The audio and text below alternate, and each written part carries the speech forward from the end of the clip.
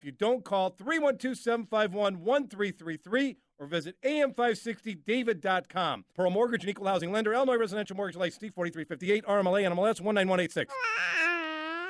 That's Lisbeth. She doesn't know it, but she owes her life to a change in public opinion. Our younger generation of women is turning the tide of public opinion concerning abortion. The most recent statistics show that more women facing unwanted pregnancies are choosing life compared to 15 years ago. Many wonder why, if a pregnant woman and her unborn child are murdered, it's a double homicide. Yet they ask, why isn't abortion a crime?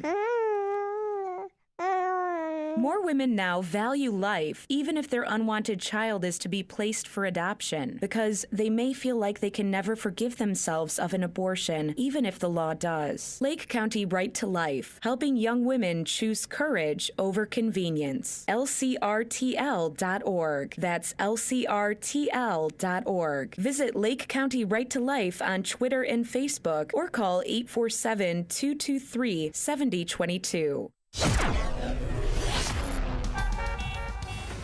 5:09. Let's get an update on the roads in our AM 560 traffic center this morning. Here's Jim Talamonte. Good morning, Jim. Good morning, Mike. It's a busy travel day for many, and the Flight Forward show at this time a very small number of delays at O'Hare, virtually none at Midway. We'll keep an eye on that, especially later in the day here on AM 560 with that weather moving in. There's a crash in Blue Island involving a freight train and a vehicle that still has the intersection of 135th and Western shut down. South side, crews remain at the scene of that earlier fire in the 5600 block of South Peoria near 56th and Holstead. And on the southwest side, got a crash involving a vehicle and a police station, 3400 block of West 63rd, not far from Pulaski.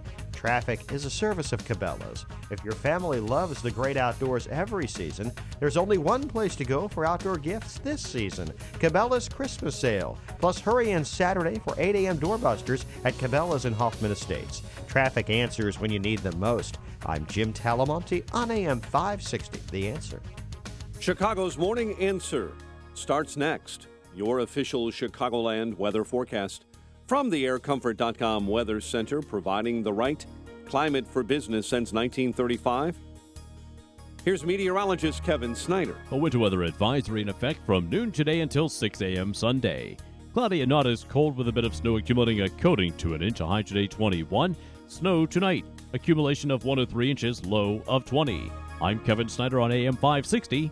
The Answer. Currently at O'Hare, 11 degrees. Along the lakefront at Northerly Island this morning, it's 14.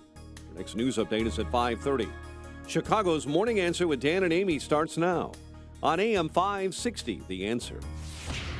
This hourly segment is brought to you by Power Trading Radio. Heard Sundays at 2 p.m. Brought to you each week by Online Trading Academy.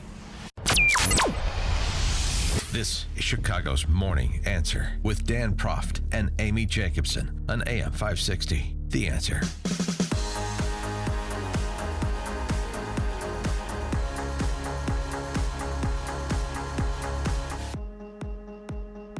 Good morning, Dan and Amy, and a little sports note at the outset. Oh. I do have to mourn the passing of Craig Sager. Batavia native. Yes, he was. Northwestern graduate. He's part of your tribe. Yeah, and his colorful baseline reporting throughout the years. Actually, I mean, he made the NBA fun. I think he helped bring the NBA back to life because people always watch TNT to find out what color blazer he was going to wear, what flashy tie he was going to have on. Yeah, the Al Cervic of sports reporting. Well, no, he was good. I thought he was an accomplished journalist. No, he really was, and he seemed like a great family man. Yeah. He wasn't out, No, Dwayne Wade was crying last night. It's sad, and there's been a couple good pieces because he's been battling leukemia over the last couple of years, and there was 3 years. Some good interviews with him during that time in terms of how he handled it, kind of stiff upper lip. So anyway, and Steve Kerr last night before the Warriors game took a moment out and did something a little bit different. We mourn his loss, but while we considered a moment of silence, we thought it would be more appropriate, given the way Craig lived his life and the joy that he brought to so many people, to have a moment of joy instead. So I'd like all of you to join me in an applause for a great man and a life well lived. Thank you. Yeah. Something Here, different. Steve Kerr. Yeah. I It love doesn't always Steve have to Kerr. be maudlin. You can celebrate the life. It's great. Have you but- seen those T-shirts? The Craig Sager Yeah. t-shirts? They're pretty cool because it looks like one of his flashy jackets, but it's really just a cotton blend, and it's really cool. They're wearing them on CNN, so I'll let you know. A great I'll give you a stocking heads stuffer. up. I'll give you a heads up. Yeah, it is a great stocking stuffer. Somebody may have just found out what she's getting for Christmas. One other. Oh, yeah, by the way, we're exchanging gifts right at the end of the show. Oh, wait. Oh. Oh, wait a minute. Oh, Uh, I was late today, I suppose any other day, but I was really, really late today because I went back to the house to get your gift because I had bought it with the boys last week, and then we Oh. wrapped it together. Oh, wait. Well, oh, don't I wait. feel foolish? Oh, wait. I don't see anything red or shiny or silvery or green over there. Yeah. Maybe Hey, how about... I may have to take the top of the 8 off to run an errand. What time does Walgreens open? Walgreens. No, it's great. It's okay. It's all right. No. Yeah. Yeah. Right. So I'll look forward to my gift, though. That will be nice. that will be good. By the way, just another quick sports note. Thursday Night Football. The what? Yeah, exactly. Yeah, exactly. I know. I don't care at all. And even what the Seahawks played last night, some neon green uniforms. Yeah. That's supposed to make us care. They ran. They won, of course. They played the Rams. Yeah, that's a turkey shoot. But in advance of the game, Richard Sherman, he's the I love him. Yeah. the kind of flamboyant defensive back there. Yeah. He wrote a piece for the Players Tribune, playerstribune.com. Why I hate Thursday Night Football. And Did this, he really? He did. This Stanford grad said Thursday Night Football is a poop fest. I mean, He used the S word, right? no. Oh, he really called He it said, yeah. for me to poop on. Yes. It's a poop fest? He is Richard Sherman, the insult comedy free safety. Okay, maybe it was the most eloquent way to describe it, wrote Sherman, but I call it like I see it. I mean, you got to call a spade a spade. The whole idea of Thursday Night Football is terrible. It's ludicrous. It's hypocritical. Then he went into his Wolf Blitzer routine, where he just uses a stream of synonyms to say the same thing. So it's terrible. It's ludicrous. It's hypocritical. It's a poop fest. But allow Why me. is not enough time for them to rest after Sunday night's Yeah, game? that's basically what it is. Oh. He takes us through the typical week in the life of an NFL player, and Thursday is just not enough recovery time, and then he cites injuries that have occurred, like J.J. Watt's season ending on a Thursday night game because of the lack of turnaround time on the recovery. Oh, speaking of NFL football, I loathe October, Breast Cancer Awareness Month, because everybody wears pink. Even the referees have pink on. Why do you They've, hate women? I don't hate women. No, you don't. No, I just want to separate. When I watch Are you a sure sporting you don't event, hate I want. women? I'm sure. Wait, let me check. No, I don't hate women. Okay. Just Certain checking. women I don't understand, but I don't hate anybody. Yes. But I can't stand the pink thing. I don't know why that has bothered me, because it just, you don't want to mix a charity with an NFL, whatever. So they've next year, no more pink wearing. I mean, you can for one game if you want, but the whole month of October where you see the pink has been dismantled. Well, Thank you. here's to small victories. Can I turn? Can I get a woo woo? Since we're talking about celebrities of sorts, can I turn to other celebrities? Can I talk about this celebrity throw-a-fit club that's going on? What? Did you watch it? That PSA? Here's Who's sponsoring that? Who's behind that? the YouTube Unite for America features Martin Sheehan and Hot Lips Houlihan. Deborah Messing and James Cromwell, great character actor. Noah Wiley, you may recall, he was on ER. Yes, I remember Yeah. Noah Wiley. Bob Odenkirk, Oh, yeah. Berwyn's very own, or Naperville and then Berwyn, I think. I think moved from Naperville to Berwyn. Better call Bob Odenkirk. I didn't mean to be rude. Moby, is he still making techno pop? Really?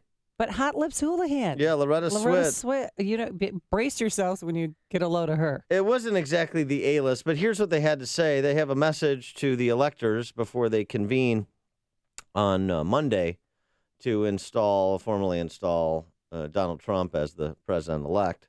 Because they actually think that they could stop that from happening. I know, they're darling, One those PSA celebrities. at a time, Dan. Here's the temper tantrum. Republican members of the Electoral College, this message is for you. As you know, our founding fathers built the Electoral College to safeguard the American people from the dangers of a demagogue and to ensure that the presidency only goes to someone who is to an eminent degree endowed with the requisite qualifications. An eminent degree. Someone who is highly qualified for the job. The Electoral College was created specifically to prevent an unfit candidate from becoming president. There are 538 members of the Electoral College. You and just 36 other conscientious Republican electors could make a difference. By voting your conscience on December 19th. And thereby shaping the future of our nation. I'm not asking you to... After Saul broke bad, after Saul joined this, I just can't even listen to any more of it. I don't know what is more unintentionally comical. Celebrities, these left-wing goofballs quoting the Federalist Papers, of all things, or the notion that people in this country are supposed to believe that, hey, Marty Sheehan's got your back. Huh? You know him. He's been in, on television before. He's been in your home before. You trust him. That's right. That's why they reach out to these pouting people who cannot get over the fact that they lost. And these over. And the electors supposedly have reported getting hundreds and hundreds of calls. Mm-hmm. These various electors across the fruited plains. I think most of them are from Noah Wiley, but some may be from other individuals lobbying.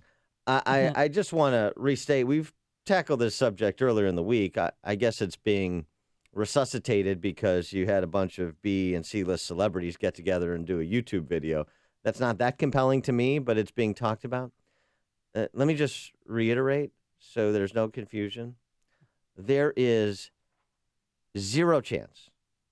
There is zero chance that Donald Trump's victory will not be ratified. This elector revolt gambit is quixotic silliness. Period. Full stop. So don't worry over the weekend about what happens Monday and, oh my gosh, can they persuade 37 Republican electors to flip and then go through the litigation, the judicial wrangling that will ensue state by state and with the secretaries of state by state, and the particular laws of each state per these elected.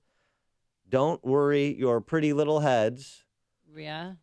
Don't get my panties in a bunch. Don't do that either. It's going to be fine. It's news, opinion, insight. This is Chicago's Morning Answer on AM 560. The Answer. Big news today and over the weekend is the weather. It's not as cold as yesterday. A high of 21 degrees today. Light flurries this morning, but that's nothing compared to what's coming our way tonight. 1 to 3 inches. Tomorrow, cloudy, snowy, ice mix, anywhere from 1 to 4 inches. So when it's all said and done, we'll have anywhere from 4 to 8 inches of snow. And on Sunday, much colder, extreme cold, actually dangerously cold. A high of 1. And an overnight low of -14, and that's not factoring in the wind chill. So good times ahead. Any joy on the roadways? Here's Jim Telemonte. Amy, good morning. Well, it's not too bad right now, all things considered. Bishop Ford, Ryan get the slight usual morning delays. Inbound heavy on the Ford Freeway, Cottage Grove to the Ryan. Down to the Ryan from 18th to the Burns Circle. Southwest side at a collision between a vehicle and a police station on 63rd Street, 3400 block West 63rd. So not far from Pulaski. 63rd is open. Blue Island, 135th, is closed at Western after an earlier collision following a freight train and a vehicle. The crash on southbound I-55 past 126. It's a right lane closure due to a car in the ditch. The other expressways and tollways are okay. Very few flight delays this morning on this busy travel day. I'm Jim Talamonte in the AM 560 Traffic Center. As the weather gets colder, you can't help but dream about spring and the warmer times of the year. Sure, the holidays are great, but another Chicago winter? Now is the time to look forward to and plan your warm weather special events like golf outings and weddings at the Bolingbrook Golf Club. Make wonderful memories. Enjoy the beautiful outdoor setting overlooking fountains and a lake. The perfect intimate atmosphere for your special day. The Bolingbrook Golf Club can accommodate 8 to 800 guests any time of the year, but spring and summer book fast. Go online now. BolingbrookGolfClub.com. Book your 2017 wedding or golf outing and receive 5 days and 4 nights at the Grand Mayan in Nuevo Vallarta or Puerto Vallarta with a master room and 2 rounds of golf at the Jack Nicklaus Design Course from Vedanta Resorts. Package includes hotel stay only and does not include airfare, ground transportation, or food and beverage, and is valued at $1,300. Restrictions apply. Speak with sales team for details. Log on to BolingbrookGolfClub.com and start planning. The Bolingbrook Golf Club, exceeding your expectations since 2002. AM 560, The Answer.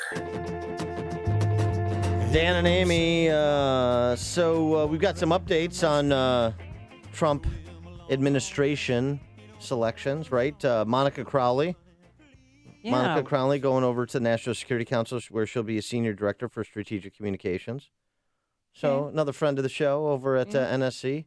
So it's good. We can call KT, we can call Monica, and we can monitor whoever we want. Call Mr. Bolton. Yeah, that's right. Call Bolton at State. Although then they all call and say they can't talk to us anymore.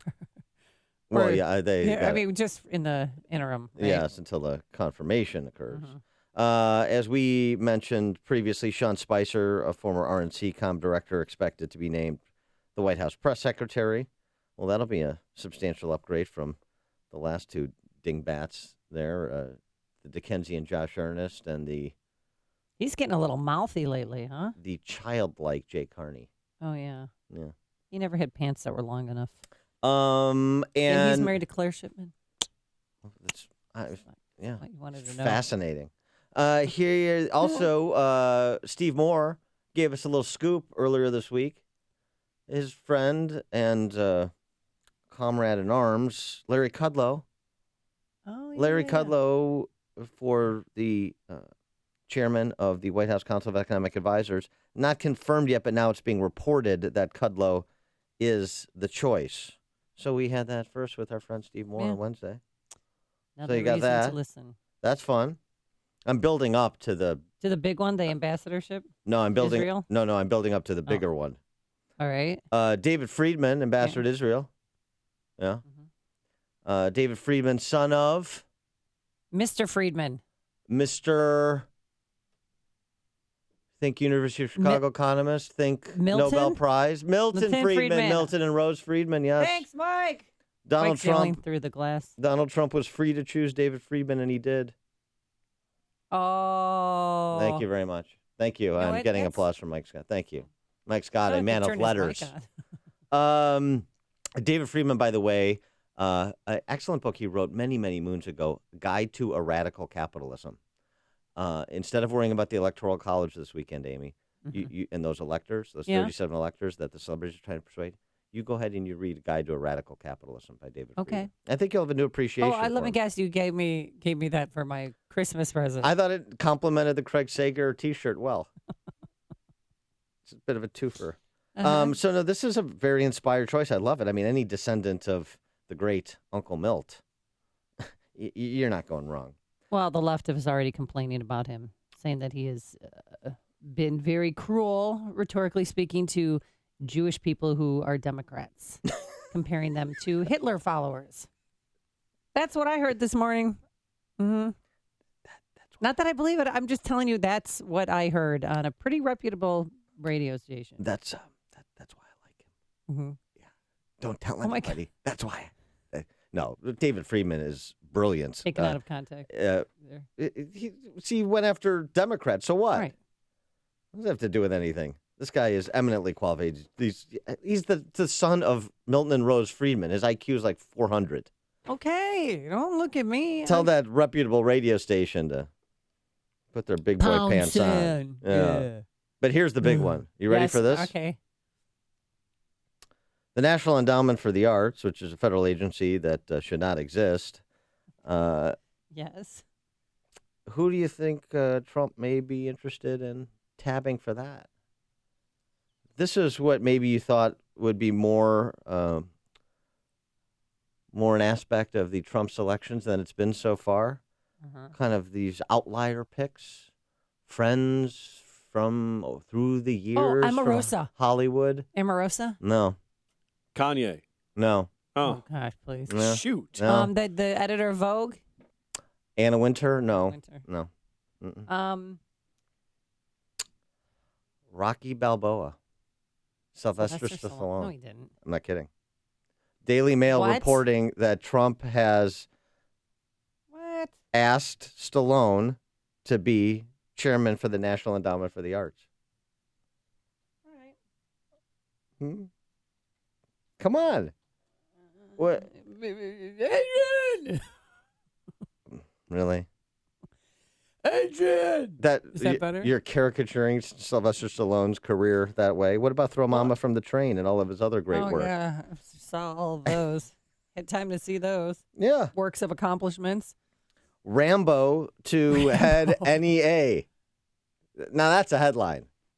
Listen to podcast of Dan and Amy from the AM 560 mobile app. Download it today at 560theanswer.com/mobile. Signature Bank is Chicago's fastest growing independently owned business bank. It's a bank where relationships still matter. Signature Bank knows your name and your story. I'm Dan Proft, and I know this because Signature Bank is my business bank. Hi, I'm Mick O'Rourke, President and CEO of Signature Bank.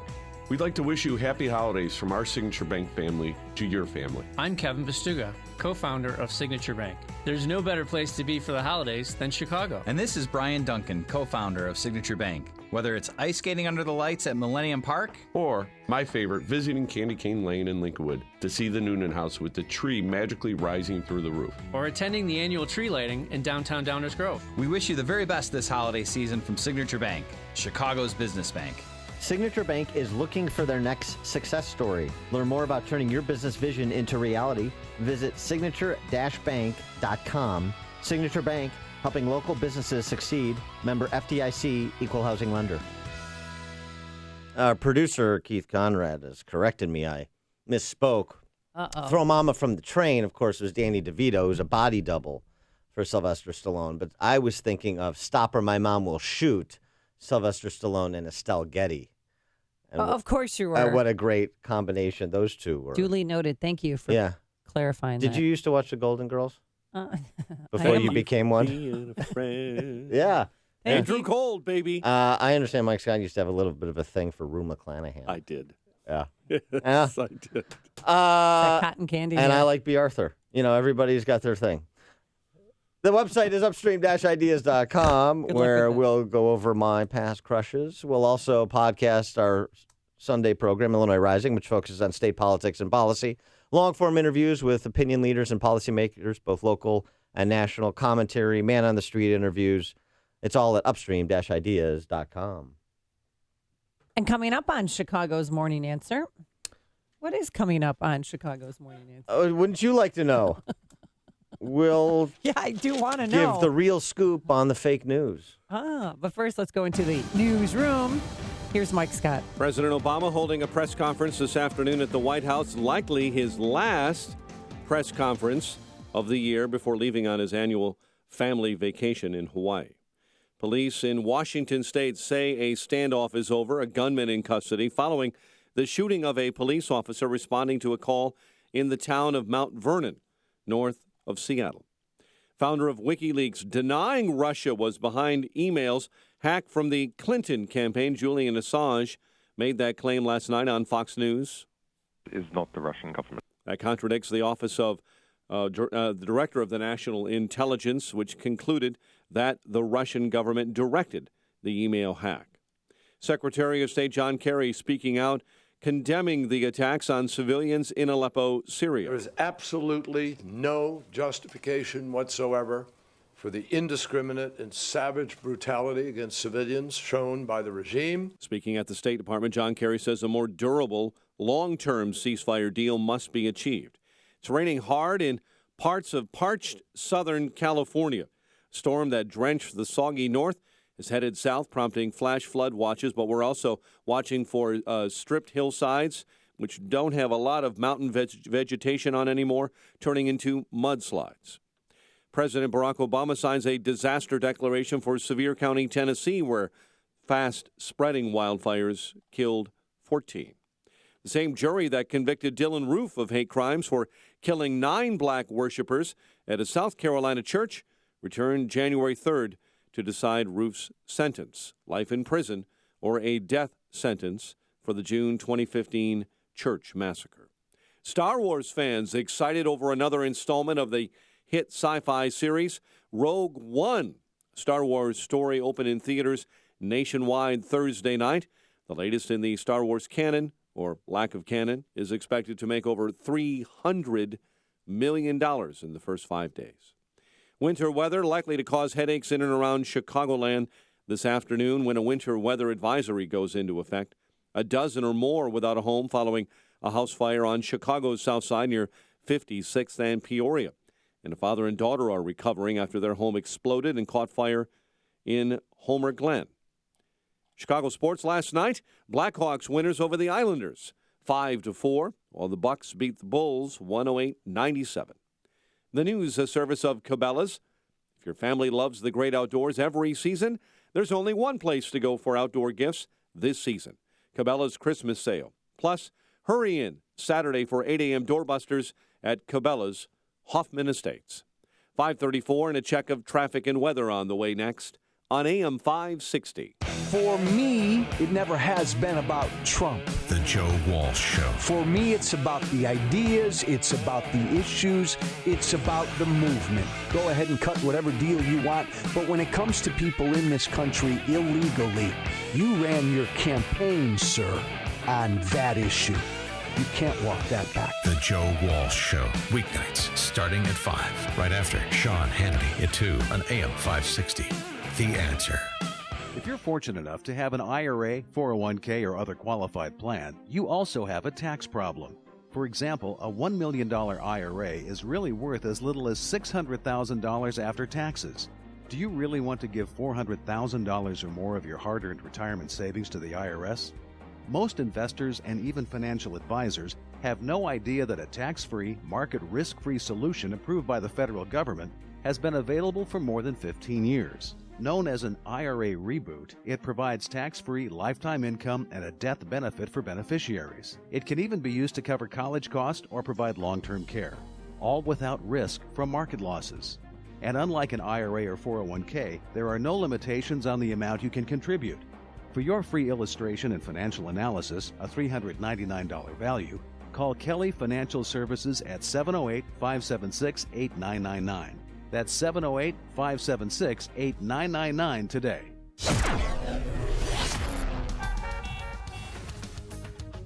5:36 and an update on the roads in the AM 560 Traffic Center with Jim Talamonte. Thanks, Mike. In Blue Island, 135th remains closed at Western after a collision involving a vehicle and a freight train. 63rd and Holman on the south side. There's a crash involving a vehicle and a police station, though the streets are open there. The Aidens and the Kennedy are fine. Inbound Eisenhower getting a little heavy past Wolf Road. The inbound Stevenson a little slow, Sister Road to Kedzie. Southbound I-55 past 126. The right lane's blocked with car in the ditch. Inbound Ryan delays start around Canalport. 18 minutes, 95th to downtown. Bishopport got a 2-minute delay from Cottage Grove to the Ryan. Tollways are good. Traffic is a service of Cabela's. If your family loves the great outdoors every season, there's only one place to go for outdoor gifts this season. Cabela's Christmas sale. Plus, hurry in Saturday for 8 a.m. doorbusters at Cabela's and Hoffman Estates. Traffic answers when you need them most. I'm Jim Talamonte on AM 560. The Answer. Chicago's Morning Answer continues next. Your official Chicagoland weather forecast from the aircomfort.com Weather Center. Providing the right climate for business since 1935. Bit of snow today, up to an inch. High of 21. About 1 to 3 inches of snow overnight and some sleet, especially south of I-80. Low of 20 overnight. And an icy mix of rain, sleet, and snow tomorrow. High of 29. 12 and snow right now at O'Hare. Next news at 6. Chicago's Morning Answer with Dan and Amy continues next on AM 560, The Answer. This hourly segment is powered by CharlesEquipment.com, keeping the lights on through winter's dark storms. You want more than just the headlines? Find out what's going on and what it means with me, Dennis Prager, this morning at 11, right here on AM 560, The Answer. Good morning, Dan and Amy. And so the scourge of fake news, or is it really? Facebook announcing that it is going to enlist the likes of Snopes.com to... Excuse me? What do you call it? Snopes. Snopes? You're not familiar with Snopes.com? I thought it was Snoops. I'm kidding. Snopes. Yeah. Yeah. Snopes.com. I got your Snopes. Yeah. Yeah. Got Snopes right here. Yeah. And Warbish. they're going to start... Facebook going to start fact-checking, labeling, and bearing fake news, as they determine it, and hoaxes in its news feed, said the company yesterday. Interesting timing after Sheryl Sandberg, the COO, was at that Trump tech exec meeting. So they're teaming up with Snopes, ABC News. Yahoo, isn't Yahoo part of it too? But in terms of the fact-checking, Pointer, that. Oh, Pointer Institute. Yeah, School for Journalism in Florida. Yeah. You'll go there someday. I don't think so. Give you a free ride. So is this just a way for Facebook to legitimize censoring conservative actual news or conservative opinion? It's not even presented as news, but presented as opinion. Because here's the thing that's it's being underreported. Facebook and Google make a ton of money off fake news. They interviewed 60 Minutes did a great piece on one of the creators of fake news. He's a millionaire because of this. They wouldn't say what country he lives in Europe, but that's all he does every day, and he sees who bites. Well, if Facebook bites, if Google bites, that's what he does. This is the story in NBC from NBC News. How a partying Macedonian teen earns thousands publishing lies. That's another kid they featured. Dimitri is one of dozens of teenagers in the Macedonian town of Elis who got rich during the presidential election producing fake news for millions on social media. The articles, sensationalist and often baseless, were posted on Facebook, drawing in armies of readers and earning fake news writers money from penny per click advertising. Dimitri says he's earned at least $60,000 in the past 6 months, far outstripping his parents' income, where the average annual wage in the town in which he lives is $4,800. You know what that guy said, though? He said, you know why we do it? Because we want nice things. We want things that Americans have. We want flashy gym shoes. Yeah. We want the latest stuff. Well, the point is that I read this story on NBC News website, and as you scroll down, there's just fake news all over the place. Oh, cures for cancer. If you eat this, your bowel cancer is going to go away. Oh boy, bowel cancer has been called. It's or you have the voluptuous woman that's eat this and you'll grow a pair, huh? Okay, that's one. No, it's true. It's diet fats. I mean, all the usual stuff. But Google and Facebook and these quote unquote legitimate news organizations like NBC or Tribune, Chicago Tribune.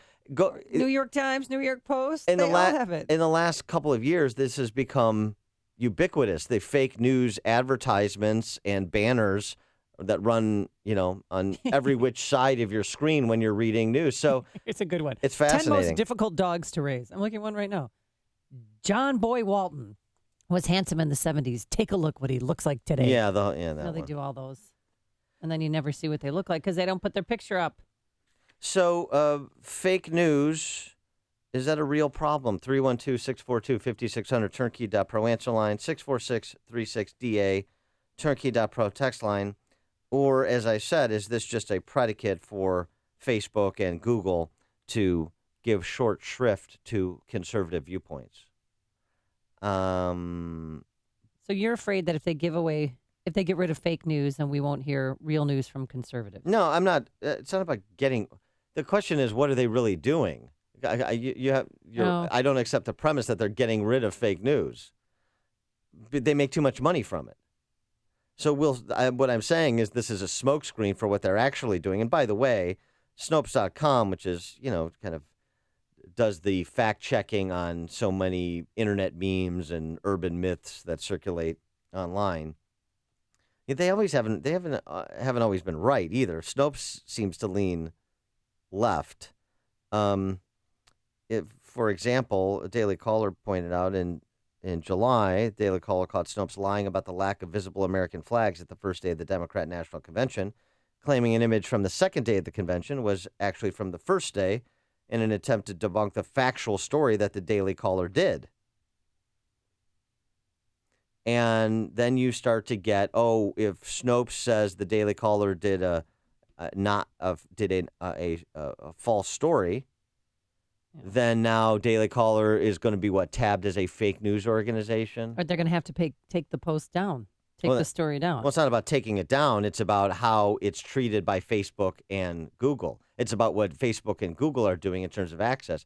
Now, they're not government, so they have wide berth in this area.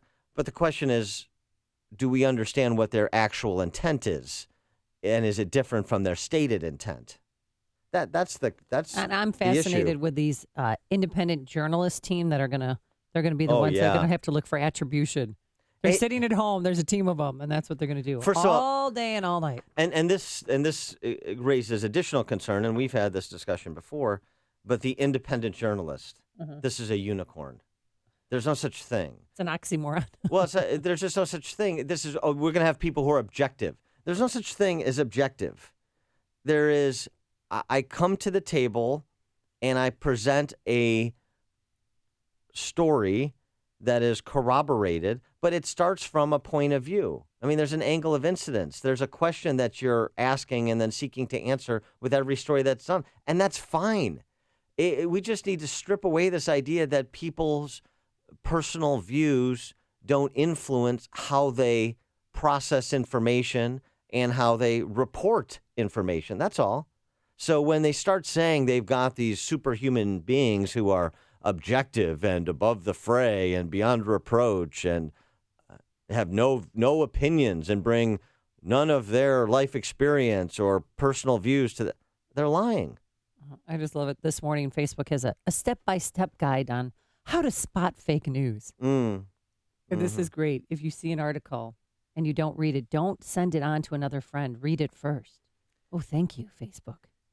Yeah, I mean... anonymous sources can appear in legit as well as made-up news stories. To me, this is something that the market filters, right? And the market does a better job of organizing. I mean, do you believe everything you read or used to read in the trashy tabloid headlines at the supermarket checkout line?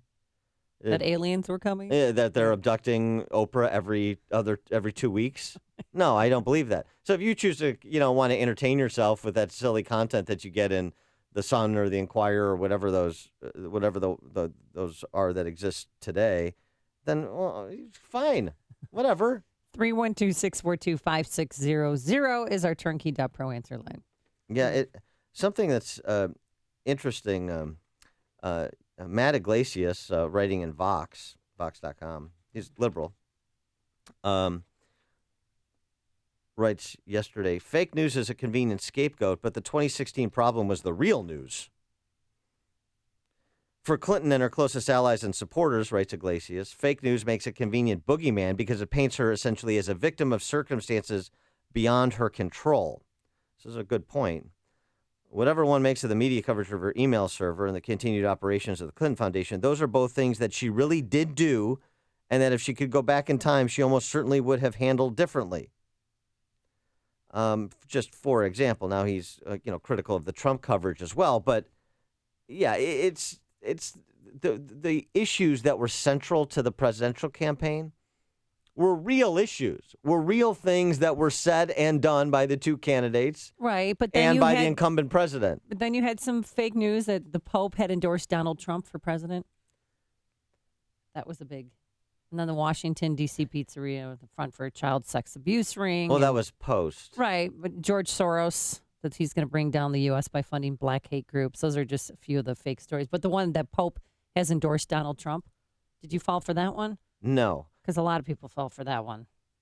And that was during the election. And that was, the Pope has forgiven Donald Trump. So here's the thing. boy, there is things that turn out not to be true said and done and reported in a political campaign. I'm stunned. That never happens except with every political campaign since the dawn of man. Or every interaction with a group of people since the dawn of man. It doesn't even have to be in the context of a campaign. This, to me, is exactly what Iglesias is talking about. I have a different viewpoint on a lot of what he said here, but essentially, this is looking for a scapegoat. And in particular, the D.C. press corps are looking for a scapegoat because they have so much egg on their face. But we don't need to examine ourselves and what we do. We need to. They're just like the politicians. We need to create a boogeyman that says this is the problem, and once we eradicate fake news, as we determine it, Brian Williams.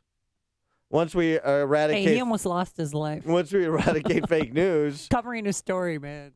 Then, all will be right with the world again. And again, just remember, always follow the money.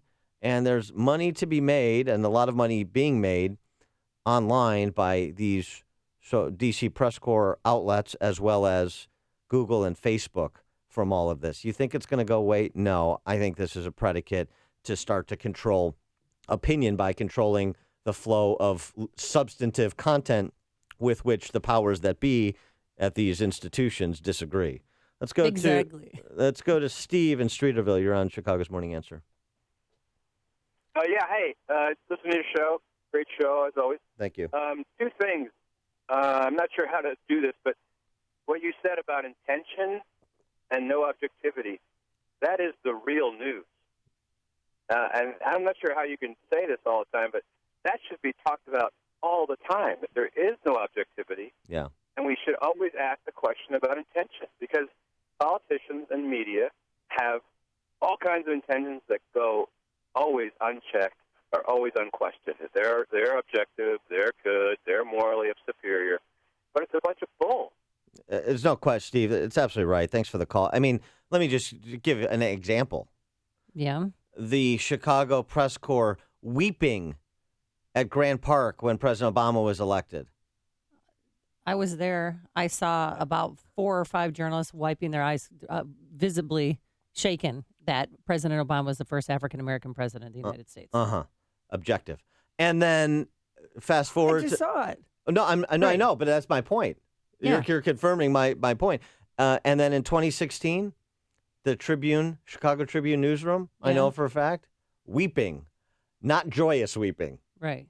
But they're objective. Tears of fear is what I call those. They're objective. Yeah. Okay. Deborah in Palatine. Good morning. I'm reminded of the quote, "He who controls the media controls the culture." So if it's Facebook driving the news or Twitter or whoever it is, they're controlling the culture by sending their messaging out that they want to get out. That's right. Thanks for the call, Deborah. David in Lake Forest. The furor over the fake news, it's your typical left-wing talking point as to one of the major reasons why Hillary Clinton lost the election. It's just another smokescreen by the left. What about the fake news of hands up, don't shoot? That was fake news. Yeah, that was. Yeah. It was a fake fact that took off and then ended up in a song. Yeah, well, that's right. And I mean, I give credit to Matt Iglesias, who was left, for essentially echoing what David said, not on the specific Michael Brown example, but on the idea that they're just looking for a scapegoat to absolve themselves of responsibility for what they did and didn't do. The more you listen, the more you'll know. This is Chicago's Morning Answer. On AM 560, The Answer. Balance of Nature's fruits and veggies has reached consumers in every state in the union. World-renowned celebrities, famous athletes, top news commentators, thousands of professionals, and yes, hundreds of doctors. Here's Dr. Watkins. Balance of Nature selects only the highest quality ripened fruits and vegetables with all of their phytochemicals and no substitutes. In today's modern diet, it is essential to add Balance of Nature to your life. With the tremendous success of Dr. Howard's free set of fruits and veggies giveaway and the 120-day health challenge, this holiday season we are doubling down. Call now and see how you can get your free month supply of fruits and veggies, plus a month supply of fiber and spice, free. Call 800-2468-751. That's 800-2468-751. Or go online to balanceofnature.com. Use promo code Chicago. Hey, looking to secure financing on a new home or refinance your existing home? Then you need to do what I did, and that's called David Hochberg. He's Vice President of Lending at Pearl Mortgage. Billy has heard hundreds of David's ads but wanted to contact a realtor before getting pre-qualified to purchase a home in Arlington Heights. Bad move, says David. Not getting pre-qualified by David before speaking with a realtor is like getting advice from Bernie Madoff. Bad move. David answered Billy's questions, pre-qualified him to purchase a home, and introduced him to Donna Sattler, his Home Sweet Home Chicago radio show's realtor, who services Arlington Heights. Now, purchasing a home can be overwhelming, but it won't be if you call David first. David can pre-qualify you for free and introduce you to his team of preferred realtors who will help you locate that perfect home in beautiful Arlington Heights. Now, if you're purchasing a home, the first and only call to make is to David Hochberg. Here's his number, 312-751-1333. That's 312-751-1333, or visit am560david.com. David helped me and thousands of AM560 listeners, but guess what? He can't help you if you don't call. 312-751-1333 or am560david.com. Pearl Mortgage, an equal housing lender, Illinois residential mortgage licensee, 4358 NMLS 19186. Change in the market shouldn't be a surprise to anyone. In fact, since World War II, we've seen a correction on average about once every 18 months. That's why Arlington Capital Management developed proprietary tools that help them to see what's beyond your investment horizon. Like an experienced ship captain uses tools to avoid stormy weather, Arlington Capital Management uses tools to guide you through market corrections before it's too late and help us decide when to capitalize on opportunity. Call Arlington Capital Management today at 855-471-5796 to learn how their active management systems can help you. Each day, they actively explore the market, our economy, and all the variables that affect your investments. Stormy markets never cloud their vision. The professionals at Arlington Capital Management use their tools and experience to guide them. Call Arlington Capital Management today at 855-471-5796 for a financial review. The number again is 855-471-5796, or learn more at arlington-capital.com. Hey, you've heard how Automated Systems excels at assisting companies with systems integration and FDA compliance, but they're also a staffing leader. They supply handpicked elite leadership, subject matter experts, and proven technical professionals in engineering, quality control, and FDA compliance to support the life sciences field in executing mission-critical projects. ASI provides highly specialized pros to deliver projects on time and budget. Don't pay a lot more to a big consulting firm, and don't trust the big temp agencies to supply the talent you need. Call Laz, my friend Laz, at Automated Systems when failure isn't an option. ASI is retained by all of Chicagoland's Fortune 500 life sciences companies, from big pharma to startups, and excel through a culture of excellence in execution. For a staffing, compliance, or automation evaluation, call Laz now at Automated Systems at 844-HIRE-ASI or visit AutomatedSYS.com. That's 844-HIRE-ASI or AutomatedSYS.com. This is Andy Bizup from Midwest Performance Cars, your best choice for maintenance and repair of your European automobile. We think 2017 will be our best year yet, and we're looking to add to our team. If you are an automotive technician or you know of an outstanding technician looking to grow, we'd like to talk to you about joining our MPC family. If you are the best of the best, if you repair vehicles correctly the first time, if you have a great reputation and ethics beyond reproach, call us at 312-432-9492. Find us online at MidwestPerformanceCars.com, and you can see a photo gallery of the great cars we work on and the precision work we perform every day, from oil changes to brakes, warning lights to engine rebuilds. We offer paid holidays and vacation time, shared health coverage. We continually seek out the best training for all of our people, and we pay to send them to training, whether it be local or across the U.S. Take your automotive career to the next level. Join our team and help us to make it a great 2017. Hi, this is Dr. David Kolbaba. So you get yourself one of those blood tests with all the poking and prodding. They're always looking for some kind of bad news. Most blood tests these days are very lacking, only screening you for the big, bad, and ugly diseases, and with you never really getting the good news, or even knowing what to do with the not-so-good news. So let me tell you about our dirt cheap comprehensive blood test. First of all, we'll be testing a wide variety of different health factors and not just the ugly few. And then we're going to sit down with you and strategize with all that we learned from your blood test findings. And I promise that you're going to know more about what you can do to help improve your health using a more natural, common sense approach. And for over 33 years, we've been very successful at setting people free from their toxic medications. It's our dirt cheap comprehensive blood test. Call 800-794-1855. You can't get any cheaper than dirt cheap. That's 800-794-1855. Be sure to tune in to Health Quest Radio with me, Dr. David Kolbaba, this Saturday morning at 11. I'm Alice, owner of a growing company. Our entire business depends on our phones, so I was challenged when our phone service providers struggled to deliver our calls.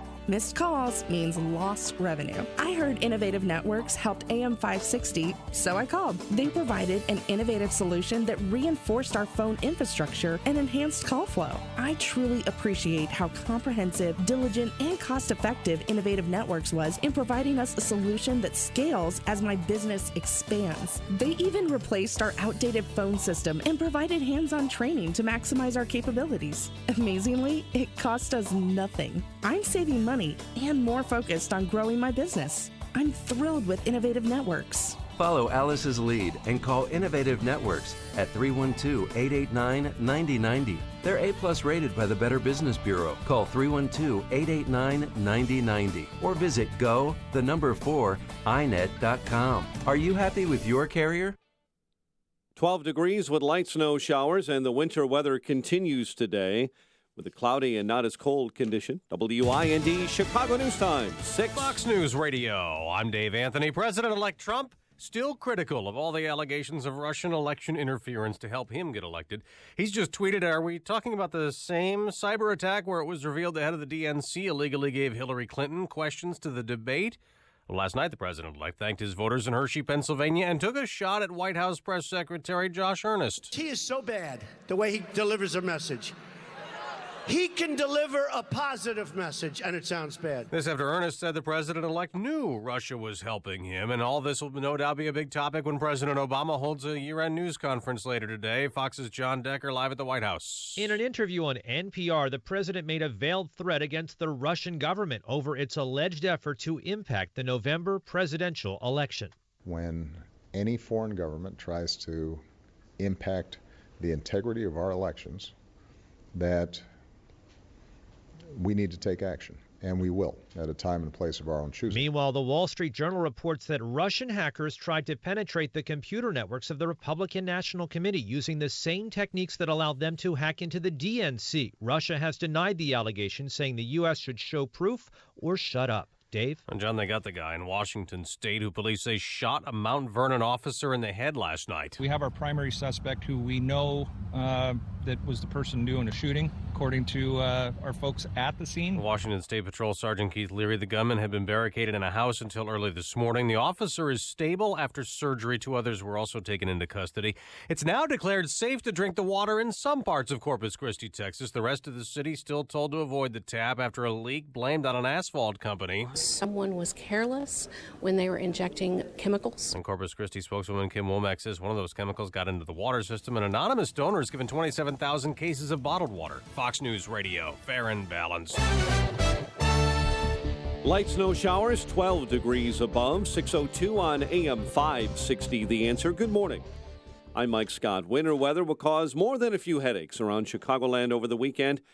Starting with several inches of snow that could fall beginning this afternoon, a winter weather advisory goes into effect around noontime. A dozen or more without a home following a house fire on Chicago's south side.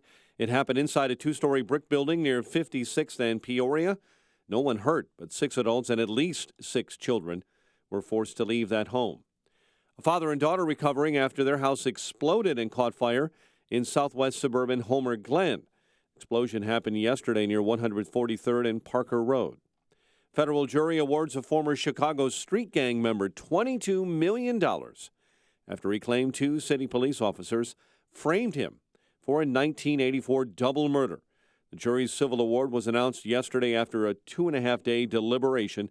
Nathan Fields was overjoyed. This day is very humbling, and I'm so happy. I wish my mom was here, and I'm just so happy.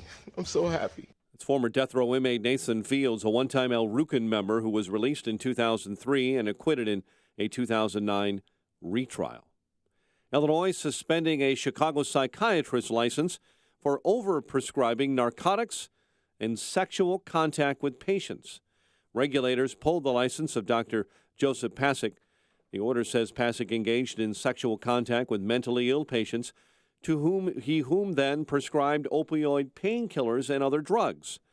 The Illinois Department of Financial and Professional Regulation also pulled the license on an emergency basis, citing danger to the public safety. Chicago sports. Blackhawks over the Islanders 5-4. Jabari Parker 28, helping the Bucks over the Bulls 108-97. Women's college hoops. Temple upset number 17 DePaul 84-74. The news service of Subway. Friday is more than Friday. Now at Subway, Friday is Tuna Day. That's today's 356-inch sub of the day. The tuna sub contains no artificial flavors or colors from artificial sources. For just $3.50, it's a great sub at a great price. There's a different 350 6-inch sub every day, only at Subway.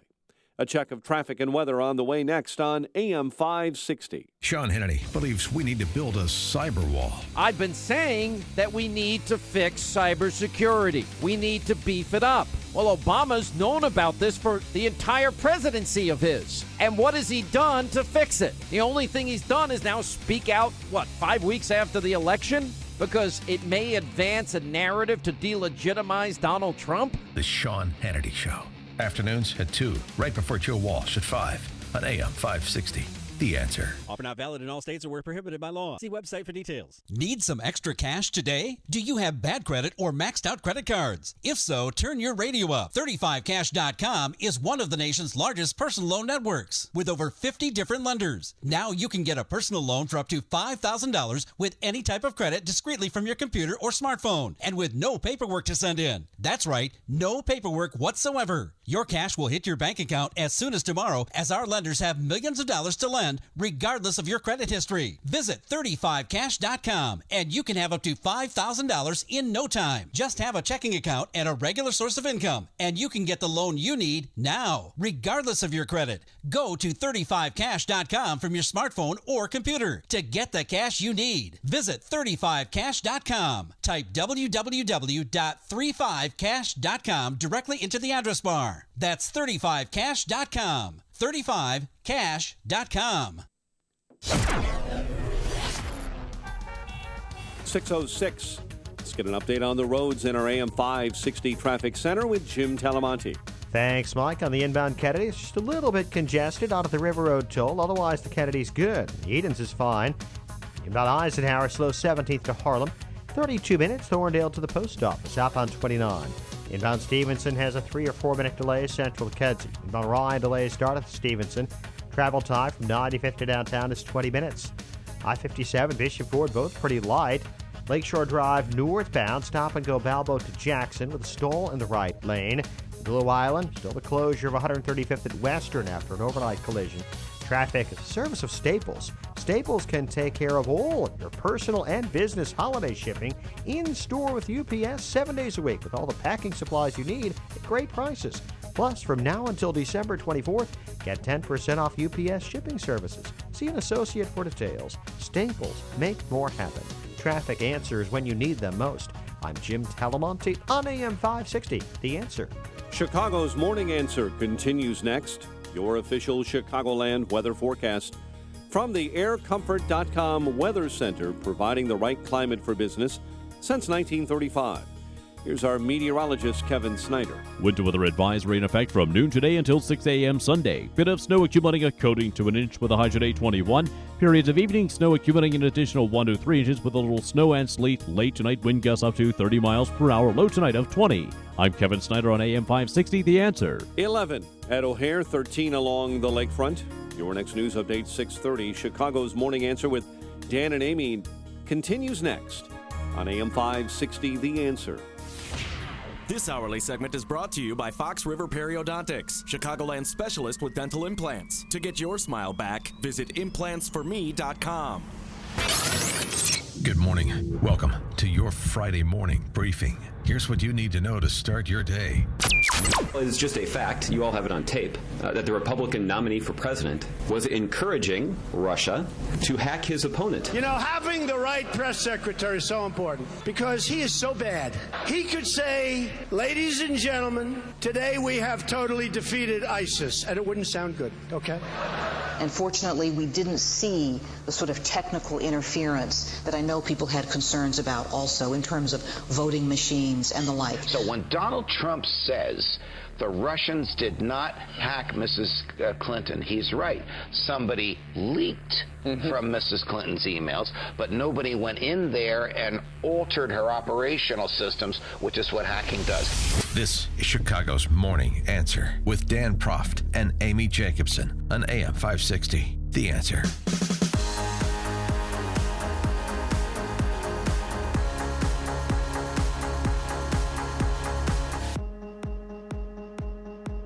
Good morning, Dan and Amy. So you heard at the top there, Trump in Pennsylvania, part of his thank you tour. Yeah, he was in Hershey, Pennsylvania last night. Today he's going to be in Orlando thanking people. Thank you, thank you. I hope he was aware of this story. Uh-oh, what story? I mean, Hershey, Pennsylvania, you think chocolate, right? Right, well, yeah. And then there's that amusement park there. Did you hear the story about the woman in Moscow? Seriously. Death by chocolate. It's not just a cake. This story is so gross. If It's anybody's real. eating, stop eating. And really, I don't think you should repeat this story. And is this fake news or real news? This is real news out of the UK. Svetlana Roslina. Common spelling. 24 years old. Oh, she's 24? Yeah, she's a young woman. She was crushed to death as she tried to get out of the vat at a chocolate factory in northern Moscow. Those things can be dangerous. Apparently. Well, no, there's, Bloom Chocolate, I think, by East Bank Club. A guy, he lost a limb in that chocolate vat a few years ago. Why is this candy bar so crunchy? There are mixed accounts of how she ended up in the vat, with one witness saying she was emptying ingredients into the container, while another said she was trying to retrieve her mobile phone. A local source. Mobile phone. I just dropped my mobile phone in a vat of chocolate. Yeah. Okay. No, I got to get it. How big are these vats of chocolate you speak of? A local source said, and I'm quoting, she was minced. Oh, Dan. Only her legs were left. Oh, my God.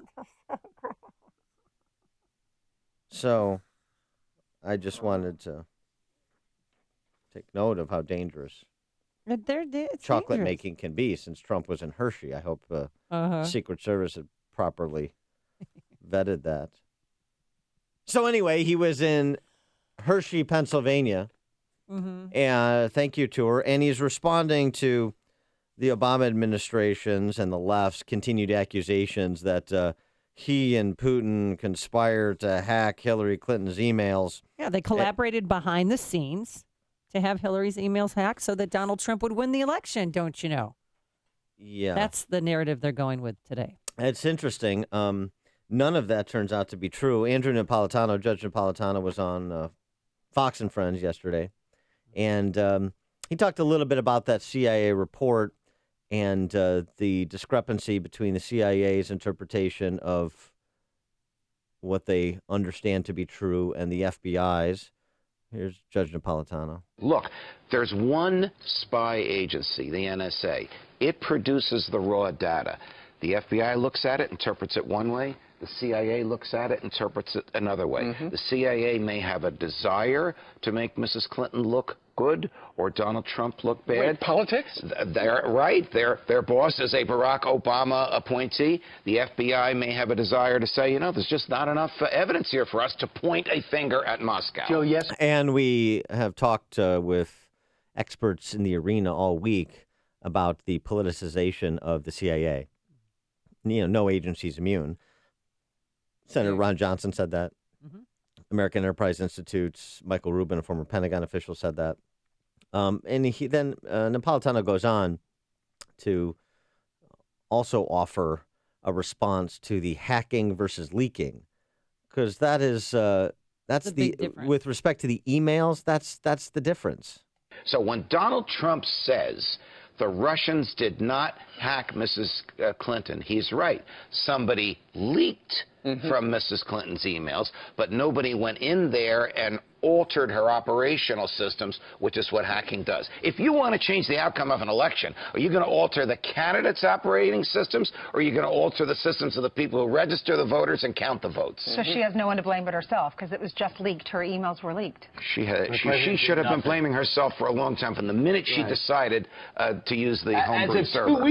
Right. So, and that's what WikiLeaks has said as well. Right. Yeah. Julian Assange was on with Sean Hannity saying that Russia, the government, was not his source. Right. That he would leaked from inside. The leaking was coming from inside the building. It's coming from inside the building. And then on this continued matter, so you just heard Judge Napolitano say, are you going to hack into the candidate, or are you going to hack into the operational systems of the people that control the elections?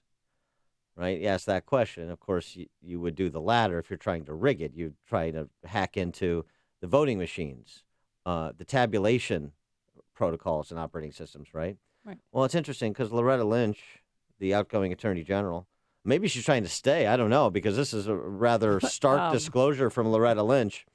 I understand she's not going to be staying. No. But this is Loretta Lynch talking about the communication Justice had with states that were concerned about hacking, concerned about cybersecurity with respect to the administration of the elections in their state, and whether those systems were compromised at all. Russian hacking. At the same time, the Department of Homeland Security was very actively engaged in reaching out to every state to make sure that they had access to every resource they needed to protect the state electoral system as well. And fortunately, we didn't see the sort of technical interference that I know people had concerns about also in terms of voting machines and the like. So there was not technical interference with voting machines and the like. That's what Loretta Lynch says. That's good information. There's arguably no hacking of Hillary's email. It was leaking, even though she made her emails she created unsecure she created her own problem. And easily hacked. And so I'm sorry, what is the conspiracy here again? Well, Josh Earnest came out and said, this is the reason why they believe Trump collaborated behind the scenes with Putin, because of what he said on the campaign trail. Russia, if you're listening, I hope you're able to find the 30,000 emails that are missing. And Josh Earnest, that's an absurd interpretation. Yeah, but Josh Earnest, I've never heard him so fiery. Well, it's just a fact. You all have it on tape. That the Republican nominee for president was encouraging Russia to hack his opponent. Oh, my God. Because he believed that would help his campaign. I recognize that the defense from the Trump campaign is that he was joking. I don't think anybody at the White House thinks it's funny. And now there's bad blood between Trump and Obama as he transitions. Oh, now there's bad blood. Yeah, they're saying this morning. Spare me the moralizing on this, really. Oh, wagging your finger. You're not supposed to joke about these things. Fine, let's concede the point that he's not supposed to joke about those things. That is not evidence of a conspiracy. The idea that statement supports the contention that Trump and Putin and, to bring in loony Harry Reid, Jim Comey, we're all conspiring to rig the election and hack Hillary's emails and pierce the cybersecurity around a voting machine. Loretta Lynch says there was no technical interference. WikiLeaks, saying that the hacking wasn't their sources. Also, one other important point, remember the underlying veracity, since we're in the truth business now, not the fake news business. Josh Ernst and the rest of the D.C. press corps, toadies for the regime, is the veracity of anything that was released? Has that been questioned? Has that been disputed? Yeah, no one came out and said, I didn't write that. No. But President Obama is vowing retaliation. He was on with NPR. And according to NBC, the White House, they didn't do anything. They waited to act on Russian hacking because they didn't want to interfere with the election, and they thought that Hillary Clinton was going to win. September of 15, they knew. Yep, they knew. So here's Obama yesterday on NPR vowing retaliation. There's going to be consequences. No doubt that any foreign government tries to impact the integrity of our elections, that we need to take action, and we will at a time and place of our own choosing. And he said a time and place of our own choosing. And some of it is going to be made public, and others is going to be behind the scenes. Excuse me. That's what he went on to say. A time and place of our own choosing. You're gone in a month. Between now and when he leaves, something's going to happen, Dan. Come on. Yeah, that's what he said. I'm scared. I'm shaking in my shoes. Foreign government. These are pro forma statements. This is the Obama that we've always known. It's that he says something and then it magically happens. But none of this happens because he's not serious about it. And foreign governments. Andy McCarthy writes at National Review Online. To begin with, it would be shocking if the Russians had not attempted to meddle in our election. Historically, they've done it countless times. I assume every time. That's what hostiles do. They make mischief when and where they can. Democrats, moreover, conveniently forget that they've historically welcomed such mischief-making, such as when Jimmy Carter pleaded with Brezhnev for Soviet help in the futile effort to defeat Ronald Reagan in 1980, and when Ted Kennedy pleaded with Yuri Andropov for Soviet help in the futile effort to defeat Reagan in 1984. The history we don't know. Nothing new in this world. And nothing new from the left playbook. It's just the history we don't know, and that's why this show traffics in institutional memory. Before you see it on TV, share it on Facebook, or read about it in the paper, hear it here first. This is Chicago's Morning Answer on AM 560. The Answer. Like we're ping-ponging back between extreme cold, then snow, then cold, then snow. Today, we're going to have some snow. It's 11 degrees right now, going up to high of 21 degrees, anywhere from a dusting to an inch of snow, I should mention. Then tonight, early snowfalls also could involve some sleet. Roads will be slippery, so be careful out there. 1 to 3 inches tonight. Then tomorrow, anywhere from 4 to 8 inches of snow. And then on Sunday, guess what? No snow, but extreme cold returns, a high of 1 degree and a low Sunday night into Monday, minus 14. Wow, that is pretty bad. See if anything's bad on the roadways. Here's Jim Telemonte. Bears weather, Amy, or is it Packers weather? Anyway, right now, things are actually a little bit lighter than normal on Chicago's expressways and tollways. Kennedy inbound, just a little sluggish. Sayre to Central, 22 minutes, O'Hare to downtown, outbound 21. Edens is fine. The Eisenhower has about a 3-minute delay, 17th to just past Harlem. Stevenson, a 5-minute delay, Harlem to Pulaski. Ryan, a 5-minute delay coming into downtown. I-57 and Bishop Ford are fine at the moment. Northbound Lakeshore Drive, slow Roosevelt to Jackson. That's due to a stall in the right lane. Tollways are good. On the southeast side, got a bridge closure of Ewing at Lakeshore Drive. That relatively new stretch of Lakeshore Drive, far to the southeast. Not sure why, but that bridge of Ewing is shut down. I'm Jim Talamonte, the AM 560 Traffic Center. Are you stuck in a bad home mortgage? Well, join the club that has about 10 million other American families. But I may be able to help you. My name is Lou Bridges. I'm an attorney with the law firm of Lou Bridges & Associates. We've been helping distressed homeowners like you for over 8 years now.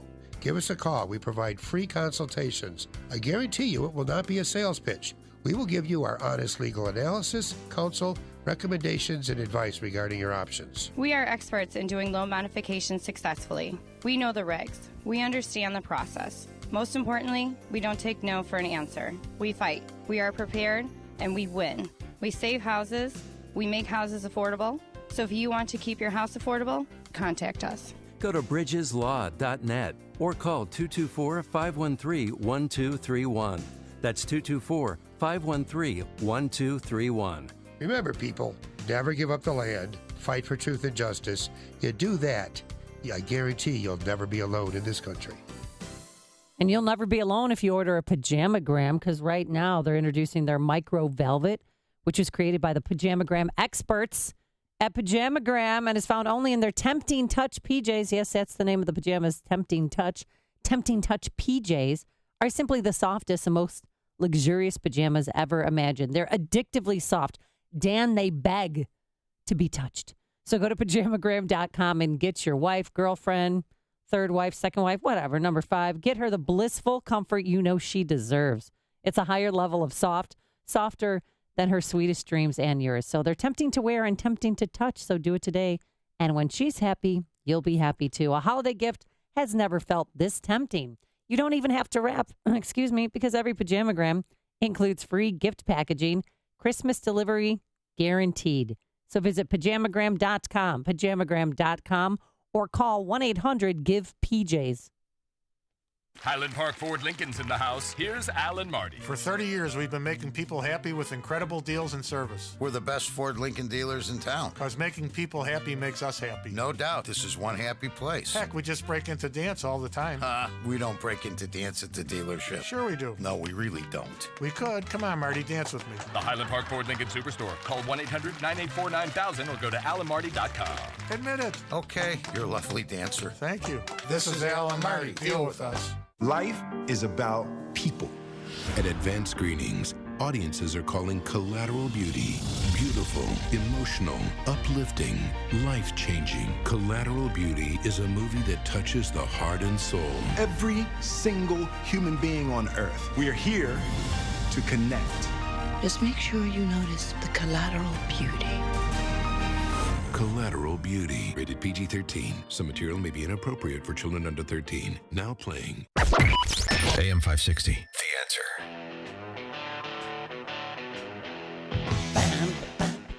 Who sings this song? What? Knock yourself down. You're just making up lyrics, right? Who sings this song? It's same old song and dance. Wow. Ted Nugent. No, I don't know. I don't know. I don't know I can't either. think. Kip Winger. Cinderella. Aerosmith. No. This is Aerosmith. Is it Aerosmith? Wow.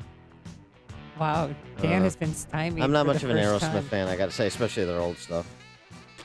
Okay. Steven Tyler's lips bother me. It's time to talk about serious business. I've tried to be polite. You people are testing me. It's time to feed some poor kids in Haiti and Guatemala, Amy. It's the Christmas season. Let's step up. I'm devoting the money I was going to use to buy you a gift to feed children in Haiti and Guatemala. That's my gift to you. Oh, okay. No, that's fine. So you're going to make a one-time donation of $50 on behalf of Peyton and Eli. I'll go a little bit more than that. Oh, you will? Yeah. Well, what do you got in there? Benjamin Franklin? Yeah. No, that would be nice because then with $100, you could feed 2 children for a year and provide clean water for life. They'll write you letters. They'll send pictures. They'll call you Uncle Dan. Got enough of that problem already. To make that one-time donation. No, seriously, though.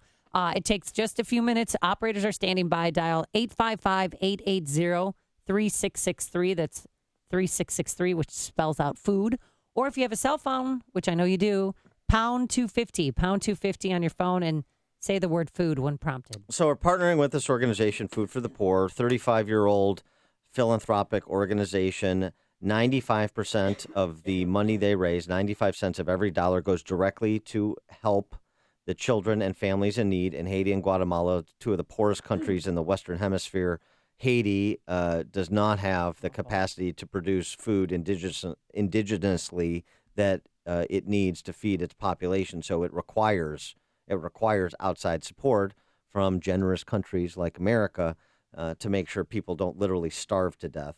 And so that's why our goal is to feed 1,500 children and families in Haiti and Guatemala this year. One way of helping us do that is the $50 one-time gift that Amy mentioned. Another way is to enroll in our Business Benefactor program. That's where you make a $2,500 tax-deductible donation to Food for the Poor. And that provides food for a year, water for life for 50 children in Haiti and Guatemala. And we want to return the favor of your generosity with a little bit of our own in furtherance of this Business Benefactor program. And for your $2,500 tax-deductible donation, we'll provide 40 60-second commercials that will air primetime hours on these airwaves between 5 a.m. and 8 p.m. Monday through Friday. It's the best advertising deal you can get in Chicago radio. Yeah, and if you want to take part in our Business Benefactor program, I suggest you do so today because slots are filling up quickly. We only have a few left. And here's what you do. You call Michael Mann directly. He's our sales manager. Call him at 847-871-1527. That's 847-871-1527. Ask for the Business Benefactor program. If you have questions about it, just ask Michael Mann. He's a very personable, knowledgeable gentleman. He'll help you. But, a lot of our clients that we're with today started out as business benefactors. Tom Sadeka from Precision Payroll, he started out as a business benefactor. And really, if you want to take your business to the next level, it's really the best radio deal in all of Chicago. And just to follow up, too, on Food for the Poor, yeah, because it's a question people have asked throughout our campaign, do they have to work with the governments there? Is there middlemen?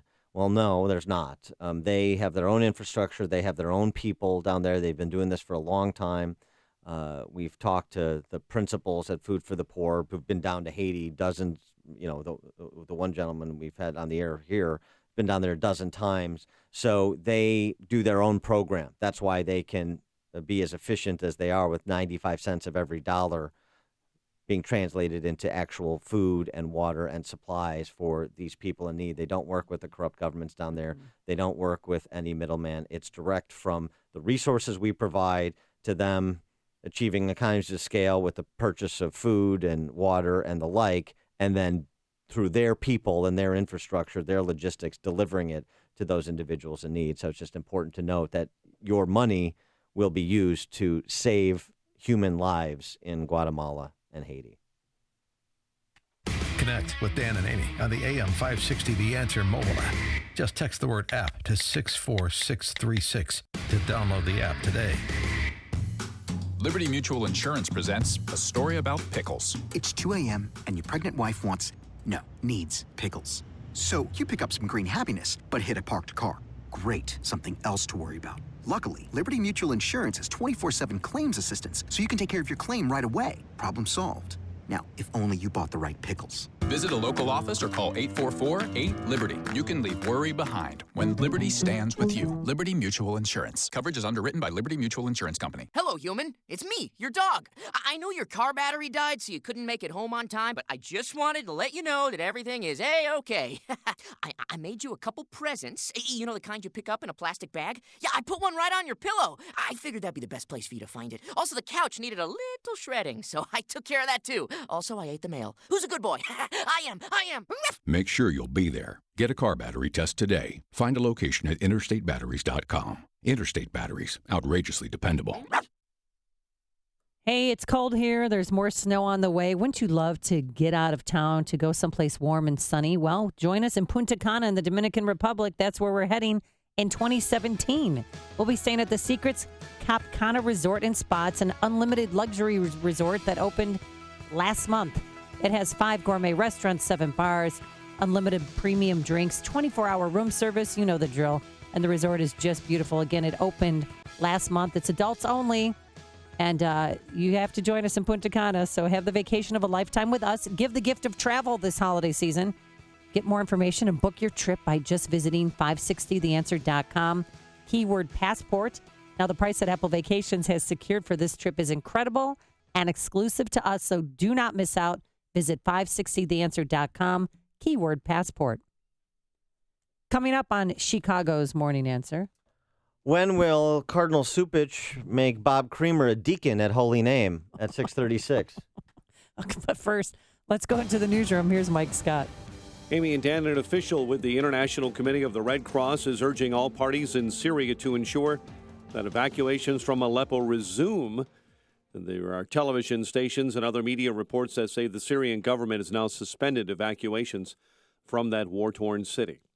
Authorities in Mount Vernon, Washington, say a gunman accused of shooting a police officer in the head is in custody following an hours-long standoff at a home north of Seattle.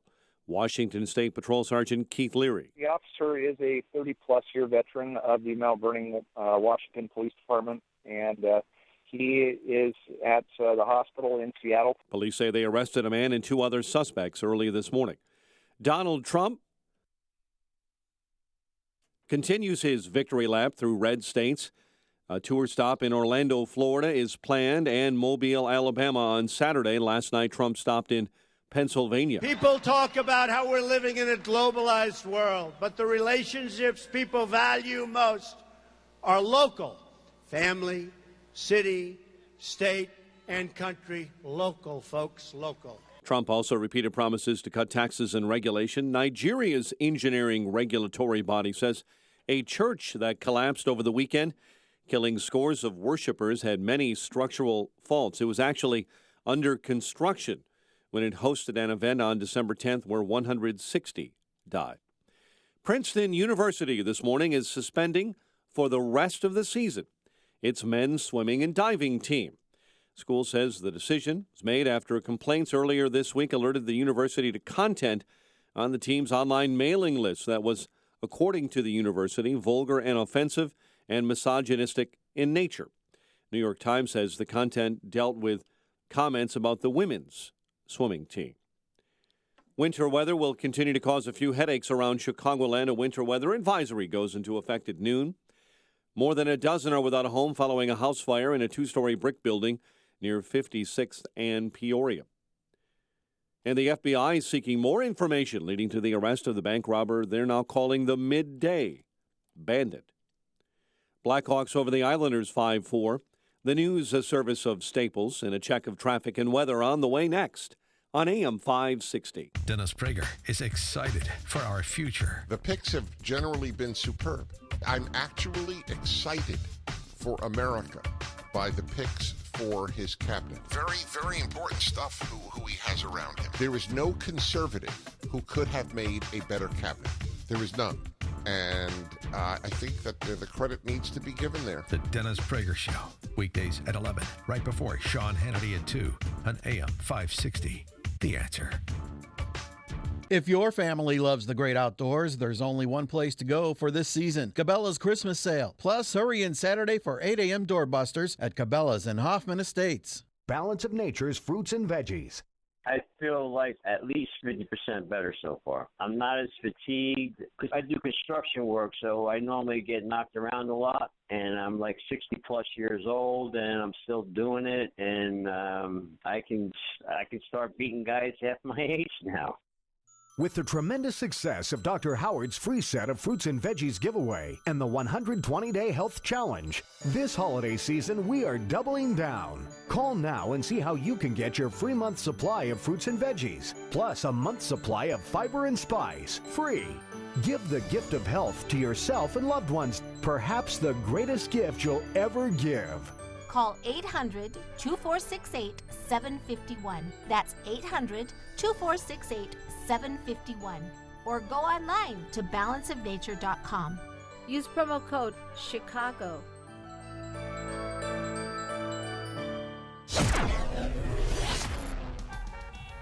.636, the news service of Staples with low prices on technology gifts for everyone, like laptops, tablets, smartphones, even Apple TV. Right now, look for Staples Tech Gifts coupon books for great ideas and even more savings while supplies last. U.S. stores only, excludes clearance. Staples, make more happen. Let's get a check of the roads at our AM 560 Traffic Center with Jim Talamonte. Thanks, Mike. On this Friday, the Edens now has delays inbound from 2E to the junction. 25 minutes, Lake Cook to Montrose outbound 20. Kennedy, 27 minutes, O'Hare to downtown outbound 23. The Eisenhower, 36 minutes from Thorndale to the old post office downtown outbound 32. Stevenson, 45 minutes, 355 to Lakeshore Drive, fine outbound. Ryan, 21 minutes, 95th to the Loop. Much lighter than normal at I-57 to the Bishop Ford with almost no delays. Lakeshore Drive is heavy northbound. Roosevelt to Jackson, got a stall in the right lane. Northbound Tri-States, though 95th to 87th. From the Stevenson to Ogden with stalled truck on the right side. Traffic is a service of Accountemps. The time is here now to reality check your salary expectations. Visit Accountemps.com/salary center to see up-to-date 2017 salary forecasts for more than 400 accounting and finance roles. Accountemps, a Robert Half company. Traffic answers when you need them most. I'm Jim Talamonte on AM 560, The Answer. Chicago's Morning Answer continues next. Your official Chicagoland weather forecast from the aircomfort.com Weather Center. Cloudy, not as cold. We'll have a bit of snow today, high 21. And then early snow overnight, 1 to 3 inches. Sleet may arrive later, especially south of I-80. Those highways and main roadways could be slick as we approach Saturday morning. Low of 20 and a high of 29 with another wintry mix for that day. 13 at O'Hare, 14 along the lakefront. Your next news update is at 7. Chicago's Morning Answer with Dan and Amy continues next on AM 560, The Answer. This hourly segment is brought to you by Advanced Planning Advisors, bringing you Smart Money Talk with Mike Moylan and Rob Curvin, Saturday mornings at 6.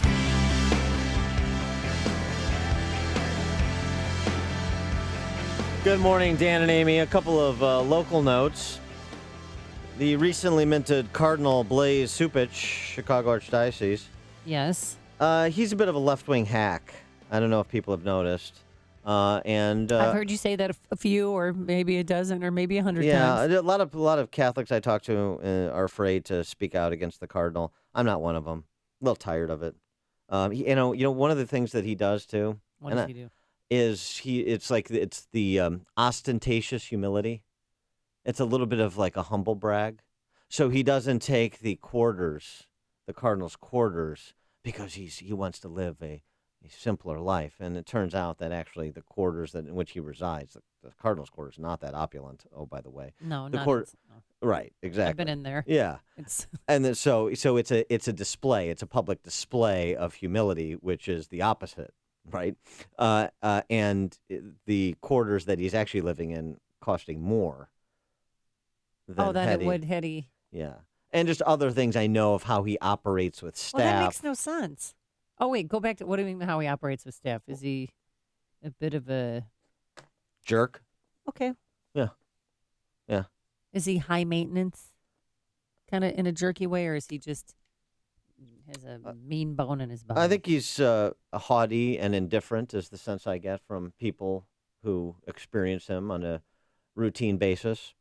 And, some people are afraid, you have to pay deference to the cardinal and this. And you know what? He wants to play labor economist. He wants to play climatologist. He wants to play immigration attorney. Then we're going to address it. And he is being squired around. When he got here, he was squired around by the likes of Ed Burke. Good Catholics like Ed Burke, Ed and Ann Burke, good Catholics. I don't think so. And so let's pay a little attention to what's going on in our civilizing institutions, the church, Catholic Church specifically, but faith-based organizations generally, important civilizing institutions, important platoons of civilization, to paraphrase an Edmund Burkeism. And he recently did Cupich, left-wing operative, Jenna Heffernan Rummelhart. Who's that? She's now the senior communications coordinator at the Archdiocese of Chicago. And she includes in her resume, she worked for Obama for America. So I just wanted to point this out. Obama for America hire over at the Arch as your senior comm coordinator. Ooh. Yeah, where do you think that's careening? Also, Dennis McDonough, White House Chief of Staff, Obama's Chief of Staff, told Red Diaper Baby and professional liar David Axelrod on his podcast, The Axe Files, that President Obama is the most Catholic president in U.S. history. But he's the what? He's the most Catholic president in U.S. history. He's Episcopalian, last I saw. Well, he does attend. I mean, he's Christian, but he's Christian, but he has been seen a few times at the Episcopal Church in Washington, D.C. Most Catholic president of the United States. There was a Catholic president named John F. Kennedy, but okay. Most Catholic president of the United States, according to Dennis McDonough. Look, I say to him, Axe, Oh my gosh. Oh, jeez. And I think I've said this. What up, Axe? I've said this to him in your presence. They're so street. I've said this to him in your presence, and I've said this publicly before. I think this is our most Catholic of presidents, McDonough said, and I mean that by capital C Catholic in what I see and what he does every day.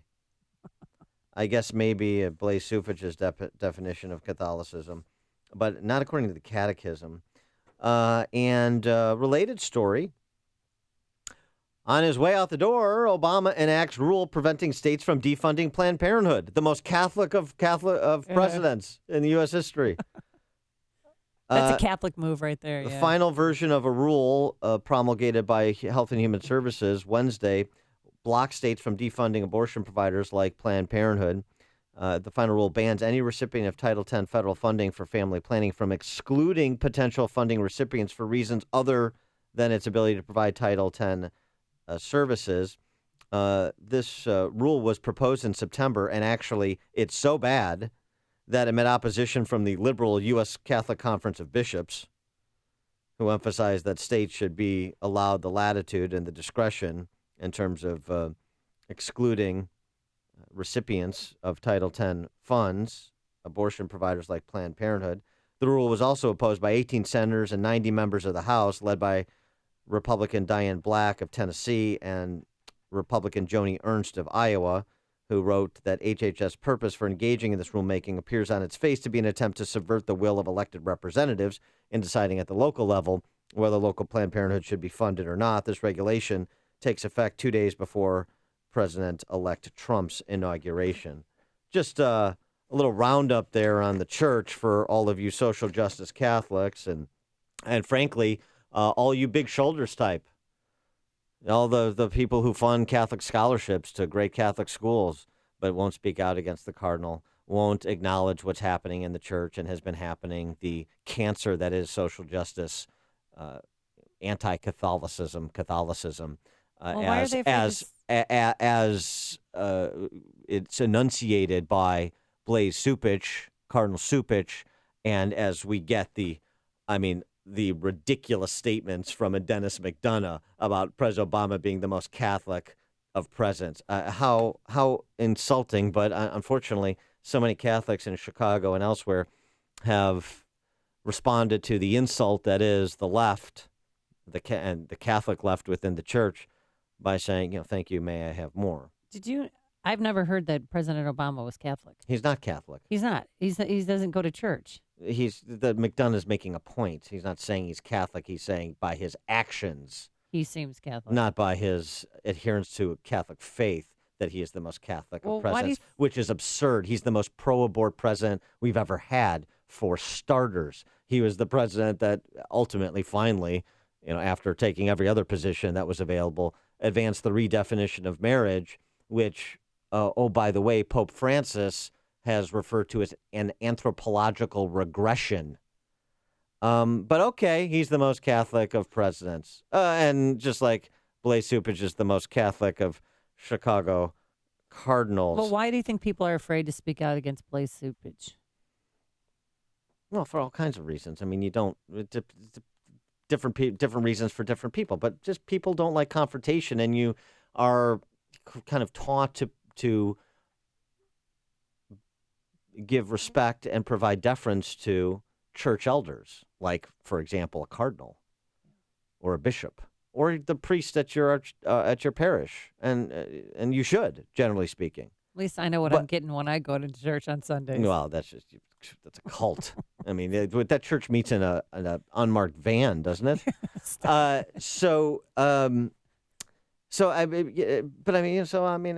wait till these Catholics see Bob Creamer, doing communion at Holy Name before they get with it, I suppose. But anyway.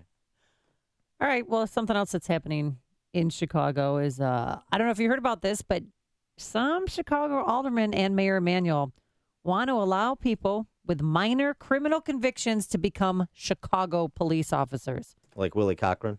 Hey-o. He hasn't been convicted yet. I know. Yeah, so here's the deal. The mayor has pledged to hire, nearly 1,000 additional police officers over the next 2 years. And my source told me they need a little more diversity on the police force.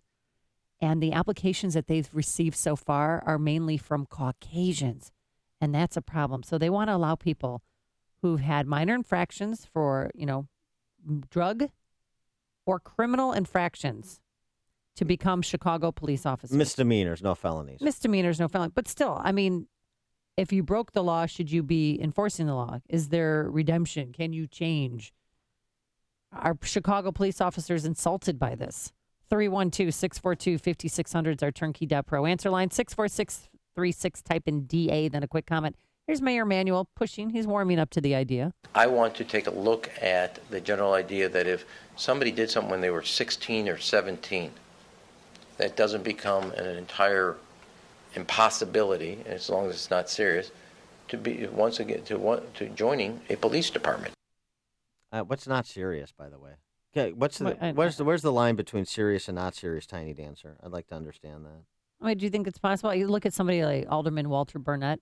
He was a convicted felon when he was 17 years old. He's a bank robber. No, they robbed a Burger King. Yeah, but he was driving the getaway car. He did not point the weapon at the teller. So in order for him to become an alderman, he had to get pardoned by Governor Edgar at the time.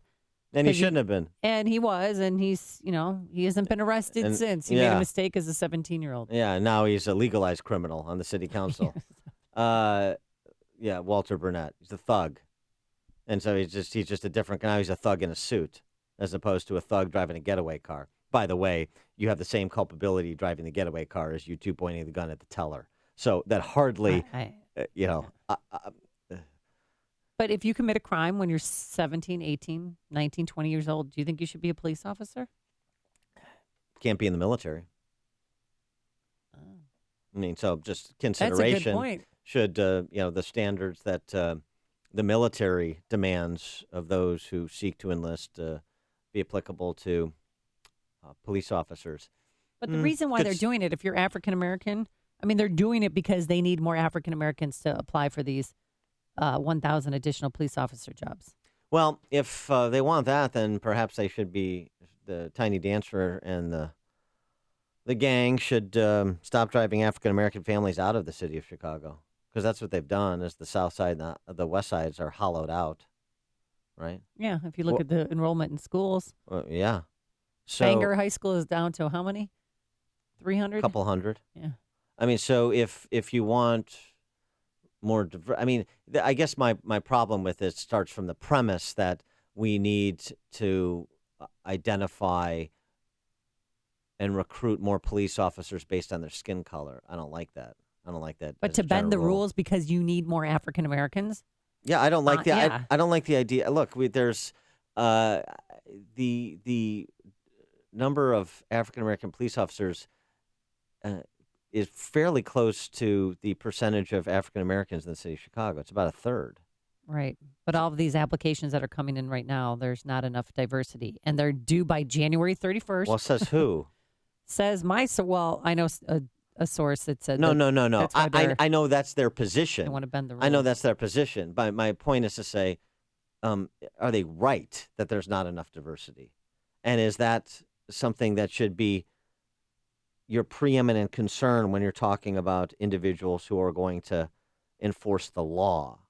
Or should we be talking about their content of character rather than their color of skin? I think it's the former, content of character, both past and present, not the color of skin. And the Chicago Police Department, by the way, maybe they don't want to apply to because, Tiny Dancer Star Chamber said it's a systemically racist organization that doesn't care about the lives of minorities, even though nearly half of the Chicago police force right now is black and Latino. But considering the climate right now, how difficult it is to be a police officer, they need people to apply to become recruits at least. Well, it sounds like take the exam in April at McCormick Place. So it's not, but the problem is it's not a lack of applications. It's a lack of diversity in the applications. No, it's a lack of their desired distribution of those applications. Don't start from their premise that there's a lack of diversity. There's not. There's not a lack of diversity. And diversity doesn't need to be managed by Tiny Dancer or these other goons. This is a political play that Tiny Dancer is making as part of his reclamation project to ingratiate himself with whoever he can still do that in black neighborhoods. That's what this is about. This isn't about increasing the peace on the streets. This is all a PR stunt. Pathetic. Ron on the South Side. Hey, good morning. And Dan, first of all, I agree with you regarding that piece of crap, the mayor. But, just generally, I'm not talking about with African Americans, because I'm pretty much in favor of people giving a second chance. I mean, particularly with the marijuana case. You hear a lot about that. But I think you're sending the wrong signal suggesting that that's why African Americans are not applying. Maybe something a little more deeper than that, a little outreach. But this is silly to give the impression, okay, well, that's the reason why they're not applying. But Amy, give me a break. When you said that if you broke the law, you can't enforce the law. Well, what about some of these cops? I just read about this African American cop that was shaking people down in public houses. So I'm sure he got on the force because he didn't have a background. And what he did is participate pretty much in the whole drug trade thing, shaking down. So don't give me that these police all that. So don't play that game. But Dan, Rahm Emanuel, as usual, garbage. Have a good weekend. Thanks for the call, Ron. I mean, there's something to that. It's kind of interesting, Ron's point about maybe there's something else where even people that wouldn't have this issue of any kind of criminal history, and they're black, they don't want to apply. I wonder if that has to, and would be qualified and would be interested to do that generally, but be in this climate, not just for fear of cops being targeted, but because of the stigmatization of cops. As a black man or woman, I don't want to be associated with police because of the stigmatization of cops by Black Lives Matter and the press corps. I wonder if that factors in at all, too. That's kind of an interesting point Ron makes. It's like a hot, steaming cup of information to start your day. It's Chicago's Morning Answer on AM 560, The Answer. I'm Lou Dobbs. The administration is getting tough with China in its final month in office. The FCC chairman to step down in January. Fox and Britain's Sky agree to merge. Those stories next. Bill Bennett here to tell you about Augusta Precious Metals. Attention investors, your IRA or your 401k may be at risk again. The 2008 crash wiped out up to 50% of IRAs and 401ks. Can you afford to lose again? What if you could store IRA or 401k savings where you can see, touch, and hold it in your hands? With the Augusta Gold or Silver IRA, you transfer a portion of retirement savings into physical coins you can actually see and get fast in case of any disaster. Call Augusta Precious Metals today for a free gold and silver IRA guide. No obligation. Augusta Precious Metals, A-plus Better Business Bureau rating, 98% 5-star customer satisfaction rating with TrustLink.org. Trust Augusta. Call Augusta Precious Metals today at 1-855-222-6993. That's 1-855-222-6993. One more time, 1-855-222-6993. The Obama administration charging China with unfairly limiting American farmers' ability to export rice, corn, and wheat. This is the 15th time that the U.S. government has protested China to the World Trade Organization. U.S.-based media giant 21st Century Fox and Sky TV have agreed on a $15 billion takeover of the British broadcaster. And in full disclosure, Fox operates the Fox Business Network, where I appear nightly.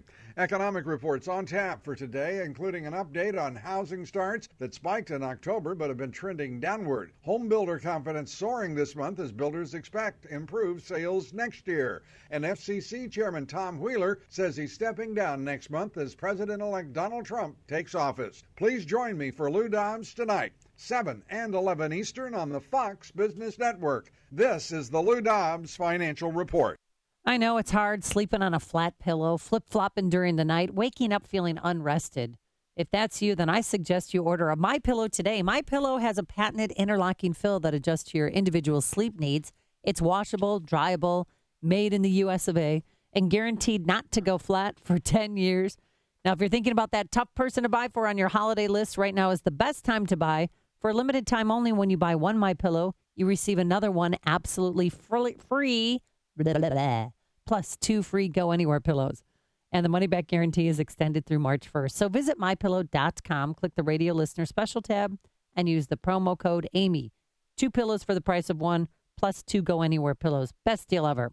Or call 800-489-0201. That's 800-489-0201. If you're aged 59 and a half or older with the 401k plan and still working, stop what you're doing and call Arlington Capital Management at 855-471-5796. They'll help you actively manage your 401k, show you strategies to avoid major declines, and capitalize on opportunities. There are benefits with age, and this is one of them. At 59 and a half, you're entitled to new opportunities in the investment world that can dramatically improve your results and even lower your fees. Call 855-471-5796 now and take the first step toward getting more out of your retirement assets. The team at Arlington Capital Management proactively explores the market, our economy, and all of the variables that offset your investments. Call 855-471-5796 now for a complimentary consultation. That's 855-471-5796 or visit arlington-capital.com. You worked hard to accumulate your nest egg.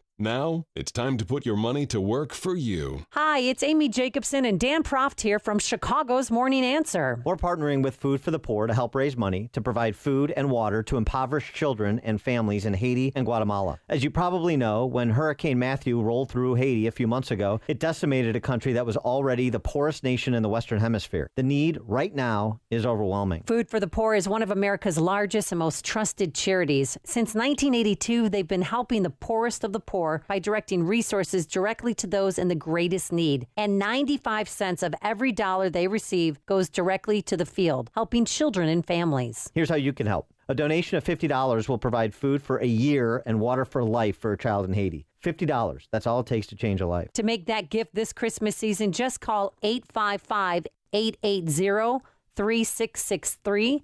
That's 855-880-3663. 3663 or go online and visit 560theanswer.com and search for the keyword food. Following up on that cop discussion we were having, somebody points out, with Kim Foxx's new rule, a cop candidate can shoplift 9 times, $900 a pop, and it's still a misdemeanor. So that's a good point when you're talking about what's serious and what's not serious. And on the issue of black interest in being a police officer, Dr. Roosevelt tweets, every broke 22-year-old I know is clamoring to get on the force for the salary, respect, and benefits. So there you go. Well, coming up on Chicago's Morning Answer, Brett Baer at 7:07. But first, into the newsroom we go. Here's Mike Scott. More snow showers for Chicagoland. A plane returns to Midway after a bird strike and a cloudy and snowy day. WIND Chicago News Time, 7 o'clock. Fox News Radio, I'm Dave Anthony. It's indecent. That's what the Russians are saying about the allegations here. They interfered with our election. Vladimir Putin's spokesman says, show us some evidence or stop talking about it. President Obama may talk a lot about it at a news conference today. He says the U.S. will take action. Fox's John Decker live at the White House. The president, in an interview on NPR, all but promised that the U.S. would retaliate against Russia for its alleged effort to impact the November presidential election. But Mr. Putin is well aware of my feelings about this because I spoke to him directly about it. Meanwhile, the Wall Street Journal reports that Russian hackers unsuccessfully tried to hack into the computer networks of the Republican National Committee using the same techniques that allowed them to successfully hack into the DNC. Russia strenuously denies this and has challenged the U.S. to offer proof. The White House admits that Russia in no way impacted the ballot count for the presidential election. Dave? John, President-elect Trump has said he doesn't believe the intelligence, blaming Democrats for drumming this up. He tweeted this morning, are we talking about the same cyber attack where it was revealed the head of the DNC illegally gave Hillary questions to the debate? Well, last night, the president-elect thanked his voters in Hershey, Pennsylvania. And in 4 years, we're going to win it by even more. Let's ask you something. All right? The evacuation of Syrian civilians from war-devastated Aleppo is on hold after someone opened fire on a convoy. The Syrian regime blames rebels. The opposition says it was pro-regime terrorists. The police officer in Mount Vernon, Washington, is stable after surgery. The morning after he was shot in the head, responding to reports of a shooting. Once they made contact at that residence, a subject inside that residence began shooting at officers. Washington State Patrol Sergeant Keith Leary says that gunman then barricaded himself in the house for hours until he was arrested early this morning. 2 12-year-olds, a boy and a girl, fell through the ice on a pond last night in Indiana. It happened as they went out to play just before dinner. The kids were underwater at least a half hour before they were rescued and then pronounced dead at a hospital in Jasper. Fox News Radio, fair and balanced. Cloudy skies, 12 degrees above. At 7:02 on AM 560. The Answer. Good morning. I'm Mike Scott. Well, winter weather will cause more than a few headaches around Chicagoland over the weekend. A winter weather advisory goes into effect at noon. South of I-80, a mix of sleet and freezing rain overnight. North of I-80, quite a bit of snow. A dozen or more are without a home following a house fire on Chicago's south side. It happened inside a two-story brick building near 56th and Peoria. A father and daughter are recovering after their house exploded and caught fire in Homer Glen. It happened yesterday near 143rd and Parker Road. Folks living nearby were ordered to evacuate to Homer Glen Town Hall. Both victims remain hospitalized this morning with non-life-threatening injuries. 2 bird strikes hit jets carrying more than 160 passengers. Those jets made safe emergency landings in northern Illinois yesterday. One in a Allegiant flight from Chicago Rockford International to Florida. The other, a Southwest Airlines flight from Midway to Las Vegas. It also safely returned after that bird strike Thursday morning. Jurors hearing this largest street gang trial in Chicago recent history being told that members of the super gang, the Hobos, lived by a creed that required killing perceived enemies, including informants. Government attorneys began their closing arguments yesterday at the Dirksen Federal Building. The FBI wants information leading to the arrest of a bank robber called the Midday Bandit and has increased a reward to $25,000. The Midday Bandit has hit up banks in Oak Lawn, Chicago, Aurora, and Oak Park, the most recent, in August. And a jury has acquitted a former Northern Illinois University police officer charged with raping a student in 2011. The jury found 28-year-old Andrew Rifkin not guilty after 5 years after he was fired from his job over the incident. His attorney said in his closing statements that Rifkin was rightfully fired from the university for having a relationship with a student, but was not guilty of a crime. The woman only decided to report the incident 2 weeks after it occurred because she was upset at seeing Rifkin with other students and because he would not respond to her text messages. Blackhawks over the Islanders 5-4. Jabari Parker dropped in 28, leading the Bucks over the Bulls 108-97. The news, a service of Staples. Staples can take care of all of your personal and holiday business shipping in-store with UPS. 7 days a week with all the packing supplies you need at great prices. Plus, from now until December 24th, get 10% off UPS shipping services. See an associate for details. Staples. Make more happen.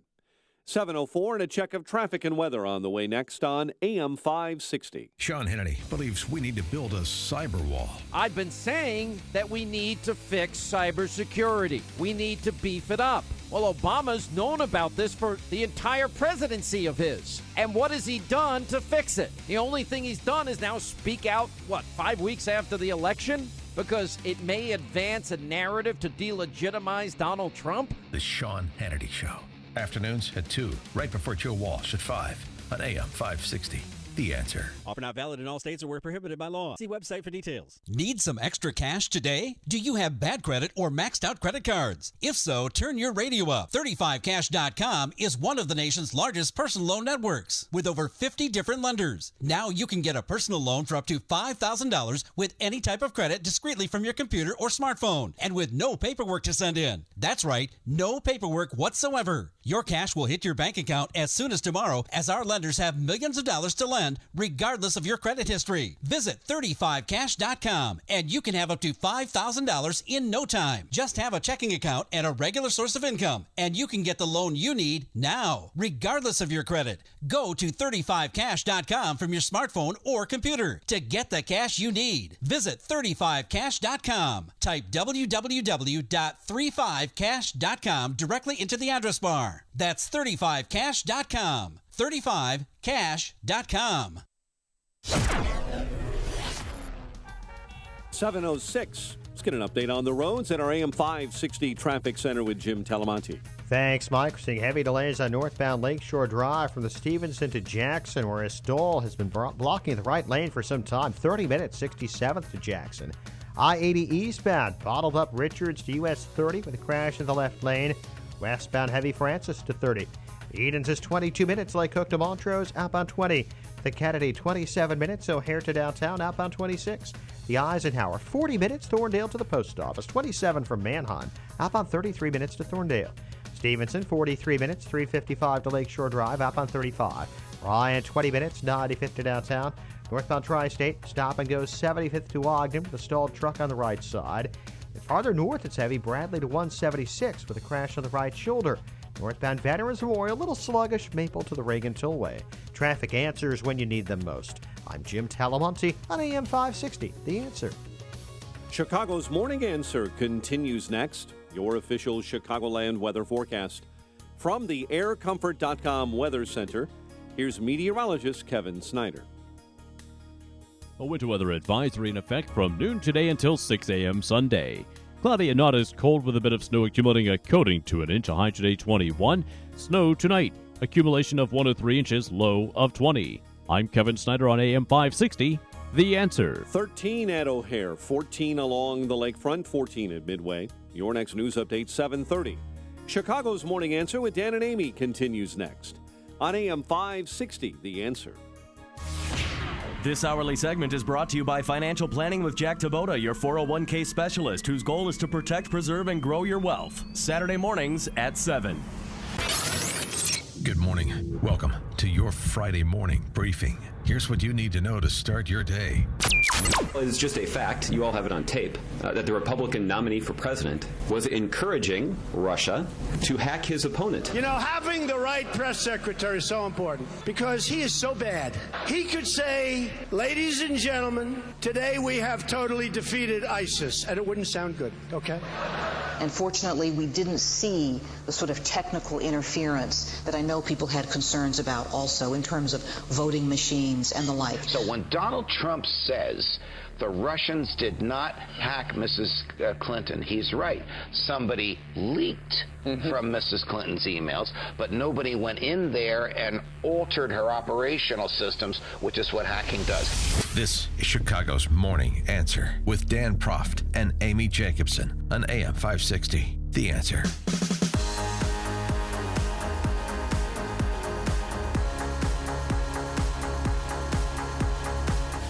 Good morning. Well, they've enlisted Martin Sheehan and Deborah Messing, so they're bringing out the big guns, the left, to try and push around the electors in advance of the meet on Monday. And Hot Lips Houlihan. Oh, Don't yeah. forget. I haven't showed you her picture yet. I was wondering where Loretta Swit has been hiding low these many years. Has Klinger weighed in yet? Klinger hasn't, but... what about Radar? Radar hasn't. Alan Alda. I know he's got to be No, but the guy who plays... What's his name? Come on, Jacobson. B.J. Honeycutt. Yes. That actor who played B.J. Honeycutt on MASH. He's in the video. Well, he's in the new PSA. Fantastic. MASH is so current. It's really going to inflame the passions of the kids. There's a good piece by Bill McGurn in the Wall Street Journal, Mau-Mauing the Trump electors. Mau-Mauing, by the way. You know where that comes from? It was popularized by Tom Wolfe in his book, Mau-Mauing the Flatcatchers, of course.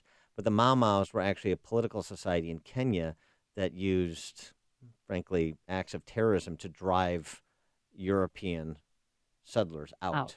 Okay. Yeah. Information you will only hear here on AM 560. Well, so McGurn says, look, the Electoral College, as the framers conceived it, despite these newfound acolytes of the Federalist Papers like Marty Sheehan, McGurn says, the Electoral College, as the framers conceived it, never meant to be independent of the popular will. The framers had tremendous respect for the judgment of the people, and the electors aren't supposed to be de novo second-guessers. He also reports there have been 150 faithless electors in U.S. history, only 9 since World War II. It would seem unlikely the left could get 37 on Monday. But for more on this topic and a few others, we're pleased to be joined again by our friend Bret Baier, host of Fox News Special Report, 5 p.m. Chicago time, Monday to Friday. Also the author of the book that ships right after the first of the year, but you can order now, of course. 3 days in January. Bret Baier, thanks for joining us. Appreciate it. Good morning. You know, I learn something every time I tune in here. Well, Mau, don't Mau. Yeah, see if Krauthammer. I thought it was from that that kitty litter commercial. I don't know. see if Krauthammer knows that. Shame Krauthammer a little bit. I bet he doesn't know it. I'll quiz him. Yeah. What seriousness do you apply to this gambit by the Hollywood celebrities and left operatives to cajole the electors to not vote for Trump on Monday? It's right around zero. Yeah. It's because, listen, all right, let's say what they want to happen happens, okay? And a few of the electors vote for John Kasich. He then becomes an option because so first of all, Trump below 2%, that means 37 electors have to vote for somebody other than Donald Trump. Let's say that happens, and they vote for John Kasich or Mitt Romney. Now the race essentially goes to the House of Representatives, and they have an option. They have to vote by the Constitution. They have to vote for the top 3 vote getters, electoral vote getters. So then, since somebody voted for John Kasich, you would have Donald Trump, Hillary Clinton, and John Kasich. But guess what? The House is going to vote for Donald Trump. So even if what they want to happen happens, it's still Donald Trump. So it's so this is all this is all their effort to just undermine the legitimacy of Trump and maybe take a piece out of him so that the left feels more comfortable going after some of his cabinet nominees or his forthcoming Supreme Court nominee. I mean, this is just to weaken him, I suppose. 100%. And I think that's what's happening with the CIA as well. I mean, there is a lot of leaking going on from the CIA that is not backed up by other intelligence agencies. And I think it's all an effort to delegitimize the Trump administration. And talking to people in Trump world and on Capitol Hill, they feel like they just want to have blinders on. And if they can keep the president-elect from reacting to every story on his Twitter account, they think that they're going to get a lot done in the first, it may take 200 days, but it's going to happen quickly. All right, Bear, not your position, but Fox News' position on this Russian hacking. Did Donald Trump collaborate behind the scenes with Putin to have Hillary's emails hacked? Is there any proof of that? I don't think there's any evidence that that's the case. Mm-hmm. This whole thing from Josh Earnest referencing the press conference on July 27th where, Trump says, Russia, if you can, find those 30,000 Hillary Clinton emails. It's hard to get to he was saying Russia should hack Hillary Clinton's emails. I mean, this was a reference to that the server was already wiped clean. And I think they're making a jump, and I think Josh Earnest is increasingly stepping up his rhetoric from the podium, which is a different message than we've heard from President Obama at the beginning of the transition. Speaking of the transition, his cabinet, Trump's coming into focus. A couple of slots yet to fill, Department of Agriculture. There's some news reports about the Idaho governor as a possible candidate. But I wonder what you're hearing about VA. We haven't heard much about the VA post in a while, and given the scandalous management of that agency and the import of that agency with respect to providing health care and other benefits for our veterans, that is an important choice that he makes, and I wonder who or what you're hearing about that choice. I hear that Pete Hegseth is in the running. He's a Fox News contributor, former the head of the VA, the veterans group that really called for a lot of the changes inside the VA. There are other names, but nobody that's stepping out other than Hegseth. It's a big bureaucracy, and whoever it is going to have to really change things around quickly And I think that they're taking their time with this choice. On agriculture, they were hoping for Heidi Heitkamp, the Democratic senator, but there was a big lobby effort to try to get her to stay because she's from a red state, and that would be another senator in the Republican column. Do you think Sarah Palin's out as a VA secretary? I think so. I've heard her name at the beginning, but not recently. So I don't think that she'll be running the show. Now, then there's this important pick for National Endowment of the Arts, and the Daily Mail reporting that it's going to go to Rambo, and now that's fun. Well, it needs congressional approval. That's going to be great. Fine, let's do it. Yeah, let's do it. And I want Kanye. Well,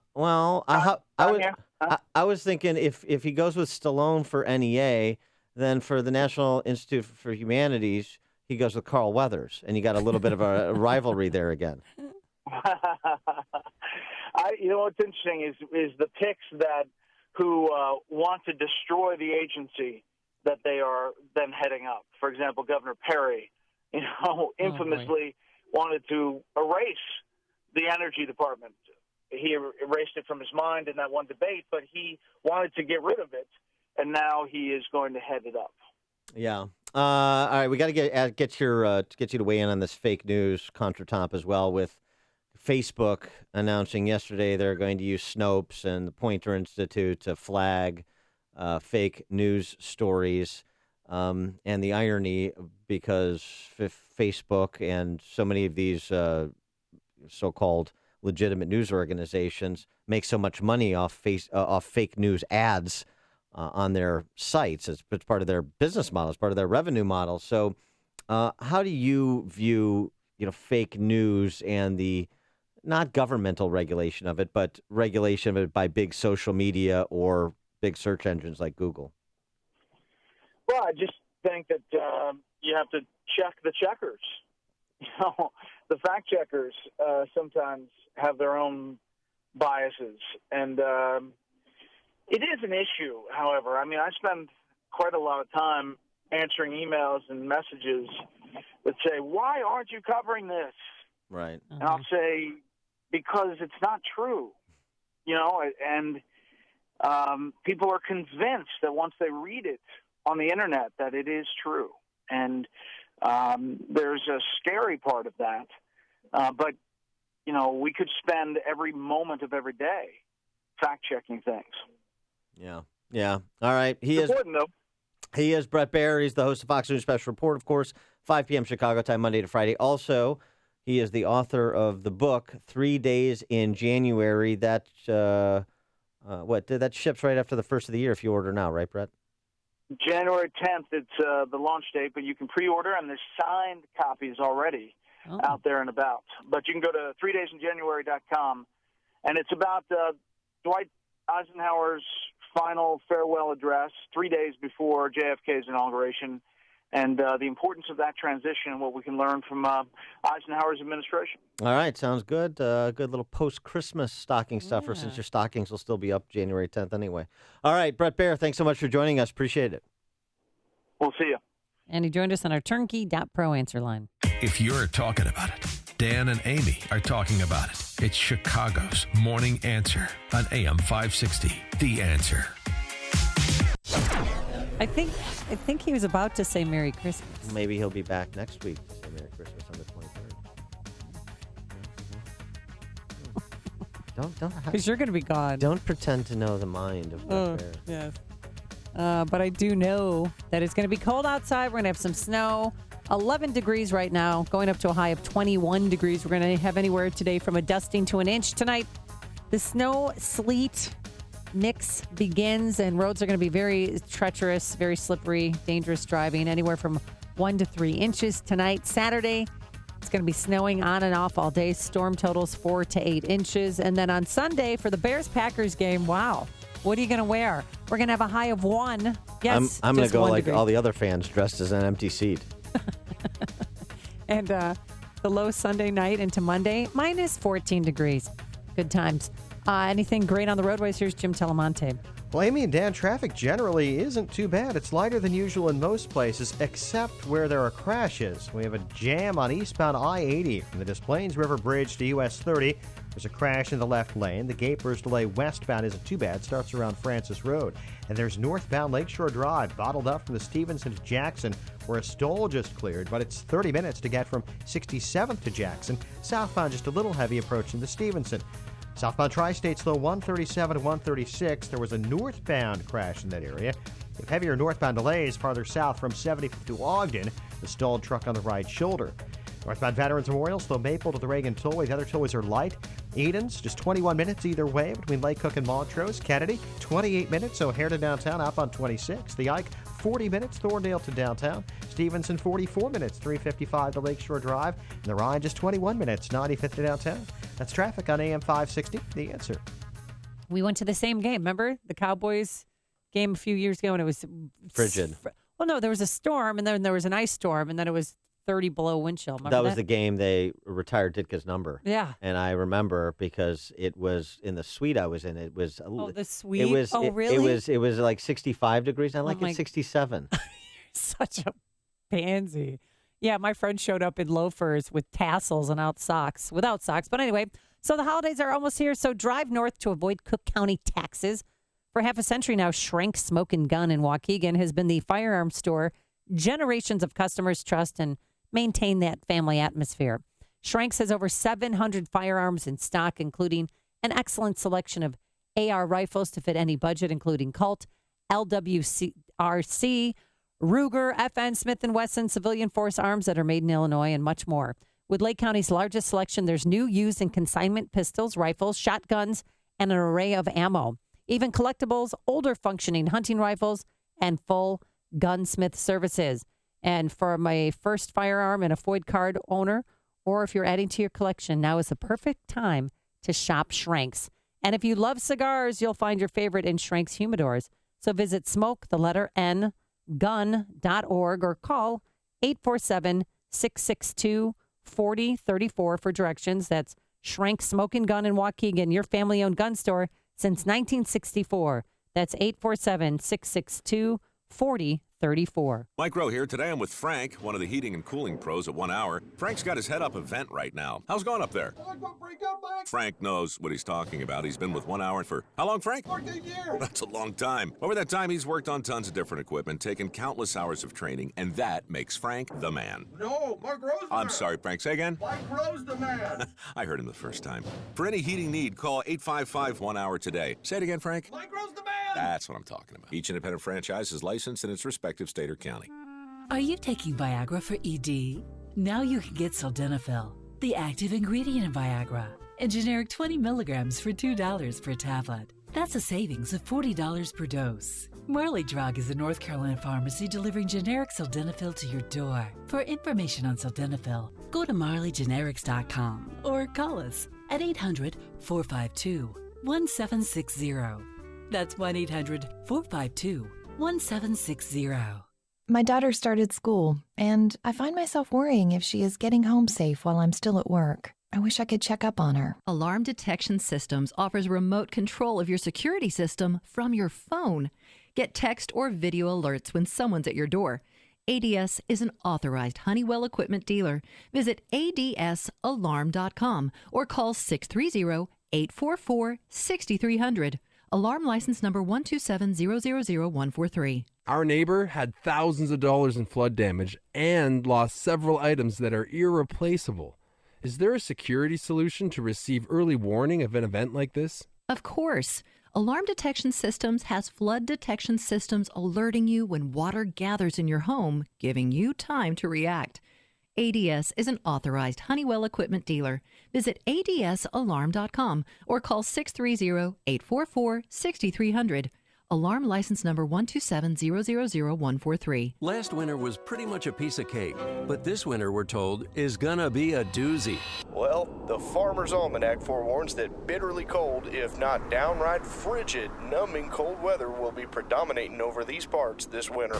Not looking good, but you can be ready. Smart businesses rely on Air Comfort to keep them and their customers warm this expected frigid winter. Air Comfort is one of the largest commercial and industrial service groups in the Chicago area, with dedicated factory-trained technicians that take a scientific approach to analyzing your system. They have comprehensive year-round preventative maintenance programs and emergency service, plus design, build, and install equipment for new construction and retrofits of existing mechanical systems. Now is a great time to call Air Comfort and schedule an analysis of your company's mechanical system by their certified award-winning engineering team. Call 708-345-1900 or visit aircomfort.com.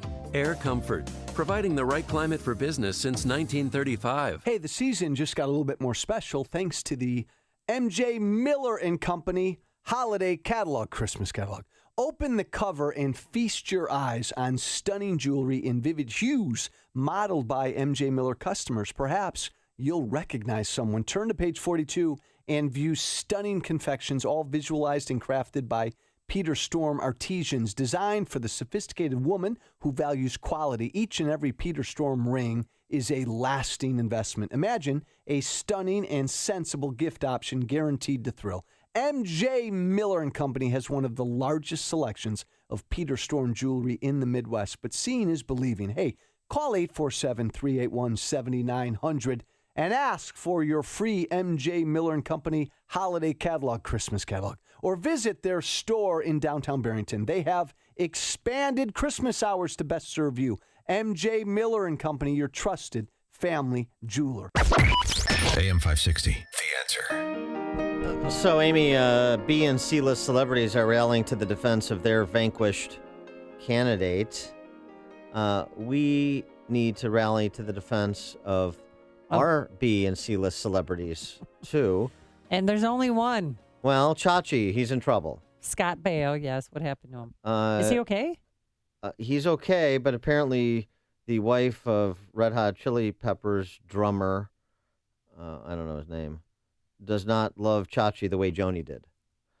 Because Scott Baio filed a police report claiming that said wife of that said Red Hot Chili Peppers drummer grabbed and pushed him as she was yelling at him for supporting Donald Trump. This is at an elementary school event with his daughter, Baio was, in Thousand Oaks, California. Oh, my That's where there. Nancy Mack, the wife of drummer Chad Smith, there you go, It's a nice neighborhood. began berating and cursing Baio for his support of Trump. Oh, my gosh. That's so embarrassing to act like that in front of children. Mack repeated... Over that. Get over it. He lost. Your girl lost. Hillary Clinton lost. The chick... Suck it up. The chick said she screamed the phrase at Trump, the grab him by the... She screamed that at Baio. While she was pushing him and slapping him around? She screamed that phrase at Baio, who attempted to quiet her down as they were in presence of children, as you said. And then he started grabbing him under his arms and then shaking and pushing him. Oh, my God. Until he called the Ventura County Sheriff's Department. Did she get arrested? Or did they work it out? Did she apologize to him and write a letter? She's listed Did she get a detention? She's listed as a battery suspect in the case. That's that is awesome. under investigation. Good. I hope they charge her. I hope they throw the book at her. Teach her to mess around with Scott Baio. I hope they didn't mess up his hair. You know what stories like this remind me? What? These are happy days. This is the morning show more Chicago radio listeners are choosing. This is Chicago's Morning Answer on AM 560. The Answer. Signature Bank is Chicago's fastest growing independently owned business bank. It's a bank where relationships still matter. Signature Bank knows your name and your story. I'm Dan Proft, and I know this because Signature Bank is my business bank. Hi, I'm Mick O'Rourke, President and CEO of Signature Bank. We'd like to wish you happy holidays from our Signature Bank family to your family. I'm Kevin Vestuga, co-founder of Signature Bank. There's no better place to be for the holidays than Chicago. And this is Brian Duncan, co-founder of Signature Bank. Whether it's ice skating under the lights at Millennium Park, or, my favorite, visiting Candy Cane Lane in Lincolnwood to see the Noonan House with the tree magically rising through the roof. Or attending the annual tree lighting in downtown Downers Grove. We wish you the very best this holiday season from Signature Bank, Chicago's business bank. Signature Bank is looking for their next success story. Learn more about turning your business vision into reality. Visit signature-bank.com. Signature Bank, helping local businesses succeed. Member FDIC, Equal Housing Lender. Don't give a meaningless gift this holiday season. Give the gift of travel, the gift of warmth, the gift of sunshine. Come and join Dan and I and Joe Walsh in Punta Cana in the Dominican Republic. That's where we're heading in 2017. We'll be staying at the Secrets Cap Cana Resort and Spa. Look it up online. It's a beautiful resort. It just opened last month. Adults only. Sorry, kids. It has 5 gourmet restaurants, 7 bars, 24-hour room service. It's a beautiful property. It's got sparkling pools, and it's right along the pristine beaches. So join us in Punta Cana and have the vacation of a lifetime with us. Get more information and book your trip by visiting 560theanswer.com, keyword passport. Now, the price that Apple Vacations has secured for this trip is incredible and exclusive only to us. So you have to go to 560theanswer.com, keyword passport. Coming up on Chicago's Morning Answer. Oh, well, I just got an email from a listener, Chad Smith, the drummer for Red Hot Chili Peppers. Yeah. Went to Homewood Flossmoor High School. He did? For shame, Chad and he Smith. married a ghastly woman. Get a hold of her. Coming up at 7:37. Do you know what time it is? We do a little bit of housekeeping, a little bit of self-reflection on fake news. Is that true? It is true. Would I lie to you? But first, let's go into the newsroom. Here's Mike Scott. 13 degrees, and Syrians fleeing the fighting in Aleppo are getting a helping hand from Turkey at this hour, where Turkish officials say aid organizations are helping evacuees to a safe border area. President Obama vowing to take action, he says, against Russia for a reported hacking campaign aimed at influencing the U.S. election. Some of those folks during the campaign endorsed Donald Trump, despite the fact that a central tenet of his foreign policy was we shouldn't be so tough on Russia. The president telling NPR U.S. action will happen at a time and place of our own choosing. A police officer in Mount Vernon, Washington, recovering, and the man accused of shooting him is in custody. The officer showing up to a home last night on reports of a man being shot, and then someone inside the home started firing. Washington State Patrol Sergeant Keith Leary. The SWAT team used tear gas or used gas to go into the house.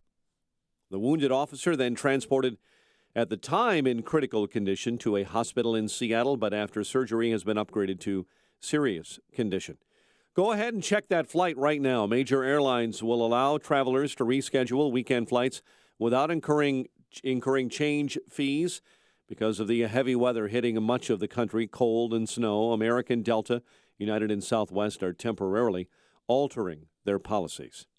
A final farewell to John Glenn begins today in his home state of Ohio. He'll lie in state for public viewing. The 95-year-old Glenn died last week.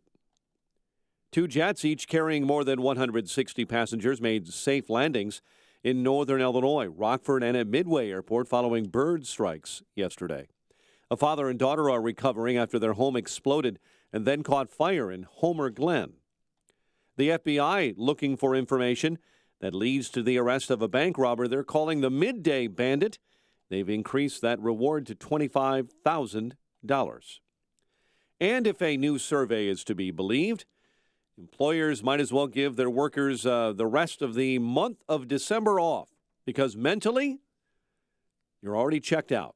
54% of workers lack productivity around mid-December because they're preoccupied with the holiday season. Now, younger employees are more easily distracted by Christmas. The survey found 6 in 10 millennial workers are less productive by December 15. For us baby boomers, well, we check out on December 20th. Blackhawks over the Islanders last night, 5-4. Bucks over the Bulls, 108-97. At 7:35, time to check the climate of your business with aircomfort.com, providing the right climate for business since 1935. A check of traffic and weather on the way next on AM 560.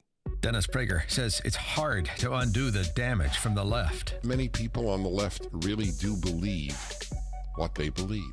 There is a sincerity of belief. The truth is, it's a big part of the problem. So it's very, very difficult to undo the damage of beliefs that are utterly false. The Dennis Prager Show, weekdays at 11, right before Sean Hannity at 2 on AM 560.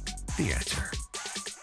If your family loves the great outdoors, there's only one place to go for this season, Cabela's Christmas sale. Plus, hurry in Saturday for 8 a.m. doorbusters at Cabela's in Hoffman Estates. Right now at Kohl's, it's time to give the perfect gift. So let him be a kid again with a Propel drone, just $99.99. Make her sparkle in Swarovski rings, only $21.99 each. And help them save the galaxy. A Star Wars Mr. Potato Head set is just $29.99. At Kohl's, you'll save a little more with an extra 15% off or 20% off when you spend $100 or more. And earn a little more with Kohl's Cash, so you can give a little more this holiday. Kohl's. Select styles offer valid 12/11 through 12/24. Some exclusions apply. See store at kohls.com for details. Not available in all states. Hey, you two. What brings you to the mall? We're just here checking on our robot. Your robot? Our recent Irvy's Froyo robot. Diane and I became franchisees last month. It serves frozen yogurt creations to customers in 60 seconds. Recent Irvy's provided us with everything we needed. They even help you secure amazing locations. Movie theaters, grocery stores, college campuses, theme parks. They make any location a sensation. How do I get a Froyo robot of my own? Just go to froyorobots.com and enter promo code 1000. But hurry, because they're going fast. froyorobots.com. Promo code 1000. I own a fast food restaurant that was broken into early this morning. They tore the alarm panel right off the wall, and alarm detection systems came in the same day to replace it. Same-day service is available to all of our customers. Never worry about your security system. Get to know Alarm Detection Systems. ADS is an authorized Honeywell equipment dealer. Visit adsalarm.com or call 630-844-6300. Alarm license number 127000143. I'm living alone for the first time in 40 years, and I'm worried something might happen to me. Live independently with a medical alert device from Alarm Detection Systems. Setup is easy, and 24/7 emergency assistance monitoring is included. Alarm Detection Systems is an authorized Honeywell equipment dealer. Visit adsalarm.com or call 630-844-6300. Alarm license number 127000143. 7:38 and a check of the roads at our AM 560 traffic center with Jim Talamonte. Thanks, Mike. It's slow going on eastbound I-80 due to a pair of crashes. First from Larkin to the Des Plaines River Bridge, where the left lane is blocked with a collision. Then from Chicago Street to 30, where a crash moved to the left shoulder. Edens is 20 minutes from Lake Cook to Montrose, outbound 21. Kennedy, 36 minutes, O'Hare to downtown, outbound 30. The Eisenhower, 38 minutes, Thorndale to downtown. Outbound it's 33. On the Stevenson, traffic's very heavy from 83 to the Tri-State with a collision in the left lane. 52 minutes, 3:55 to Lakeshore Drive. Ryan, 22 minutes, 95th to downtown. Tri-State southbound slow 137 to 176. And northbound, we're seeing delays. The 83rd Street toll to Ogden after a stalled semi. Traffic is a service of Accountemps. The 2017 salary guide is here. Check it out for instant access to the up-to-date salary forecast. More than 400 accounting and finance jobs where you live. Visit them at Accountemps.com. Accountemps are Robert Half Company. Traffic answers when you need them most. I'm Jim Talamonte on AM 560. The Answer. Chicago's Morning Answer continues next and is a service of Staples with low prices on technology and gifts for everyone, like laptops, even Apple TV. And right now, look for Staples Tech Gifts coupon books for great ideas and even more savings. Staples, make more happen. Cloudy, not as cold, bit of snow up to 1 inch through the day, high 21. More snow overnight, low of 20. Currently 13. Next news at 8. Chicago's Morning Answer with Dan and Amy continues next on AM 560, The Answer. This hourly segment is brought to you by Illinois Rising, hosted by Dan Proft and the Illinois Policy Institute. Sunday afternoons at 3 on AM 560, The Answer. Dan and Amy, and I've done it. I produced some fake news. Oh, no. I'm on Snopes.com's hit list. I'm going to be blacklisted on Facebook. So we were talking about Scott Baio being assaulted by the wife of the God. Red Hot Chili Peppers drummer. Right, and the drummer went to Homewood Flashmore. Right, I said graduated. Oh. But the email from a listener said he attended Homewood Flashmore for a couple years, then went on somewhere else, graduated somewhere else. Oh. So I just want to correct the record before I'm accused of being a Macedonian teenager trafficking in fake news. You and Santa Claus. And I mean, look, I get accused of being a Macedonian teenager enough. So I don't need to pile on. Speaking of that topic of fake news, yes, Charlie Sykes, great radio talk show host from Milwaukee, who's calling it quits the end of. He is? Yeah. Why? End of this year, after nearly 25 years on the air. Great conservative radio talk show host. Yeah. He has this op-ed in the New York Times. Sort of interesting because we're lampooning the D.C. press corps for having no self-awareness, the left for having no self-awareness, wallowing in their own hypocrisy, really uninterested in self-awareness. So let's not fall into the same trap. And Charlie Sykes presents a bit of a challenge here in this piece because he was a never-Trumper. Right. Remember, he had that interview with Trump where he said, do you know that I'm a never-Trumper? And Trump said, well, I didn't know that when I came on the show. And they went on to have a conversation. It wasn't terribly antagonistic because Sykes is, a thoughtful guy. He's not a demagogue. So he just would, was back and forth pushing Trump on a range of issues. But Sykes writes about the experience that he had as a popular talk show host in Milwaukee and a never-Trumper in this election. He writes in this New York Times op-ed, 2 decades of vilification had taken their toll on Hillary Clinton. Listeners whom I knew to be decent, thoughtful individuals began forwarding stories with conspiracy theories about President Obama and Mrs. Clinton, that he was a secret Muslim, that she ran a child sex ring out of a pizza parlor. When I tried to point out that such stories were demonstrably false, they generally refused to accept evidence that came from outside the bubble. The echo chamber had morphed into a full-blown alternate reality silo of conspiracy theories, fake news, and propaganda. And this is where it became painful. Even among Republicans who had no illusions about Mr. Trump's character or judgment, the demands of that tribal loyalty took precedence. To resist was an act of betrayal. He goes on. But think about that. Because we took a lot of heat here. I took heat when I was critical of Trump. Still do. You did too. Still do. Yeah. But he It's goes just on. the gift that keeps on giving Well, in talk radio. Sykes goes on to say, when it became clear that I was going to remain never Trump, conservatives I had known and worked with for more than 2 decades organized boycotts of my show. One prominent GOP activist sent out an email blast calling me a Judas goat and calling for post-election retribution. As the summer turned fall, I knew that I was losing listeners and said so publicly. He goes on to talk about social media. Unless you've experienced it, it's difficult to describe the virulence of the Twitter storms that were unleashed on Trump skeptics. In my timelines, I find myself called a cuckservative, a favorite of white nationalists, and someone photoshopped my face into a gas chamber. Oh, my God. Under the withering fire of trolls, one conservative commentator and Republican political leader after another fell in line. How had we gotten here? Sykes writes, one staple of every radio talk show was, of course, the bias of the mainstream media. This was indeed a target-rich environment, but as we learned this year, we had succeeded in persuading our audiences to ignore and discount any information from the mainstream media. I think that's a bit of an overstatement, but okay, that's his opinion. Over time, we'd succeeded in delegitimizing the media altogether. All the normal guideposts were down, the referees discredited. That left a void that we conservatives failed to fill. For years, we ignored the birthers, the racists, the truthers, and other conspiracy theorists who indulged fantasies of Mr. Obama's secret plot to subvert Christendom or who peddle baseless tales of Mrs. Clinton's murder victims. Rather than confront the purveyors of such disinformation, we changed the channel because, after all, they were our allies whose quirks could be allowed or at least ignored. We destroyed our own immunity to fake news while empowering the worst and most reckless voices on the right. This was not mere naivete. It was also a moral failure, one that now lies at the heart of the conservative movement, even in its moment of apparent electoral triumph. Now that the election is over, don't expect any profiles and courage from the Republican Party pushing back against those trends. The gravitational pull of our binary politics is too strong. I'm only glad I'm not going to be a part of it anymore.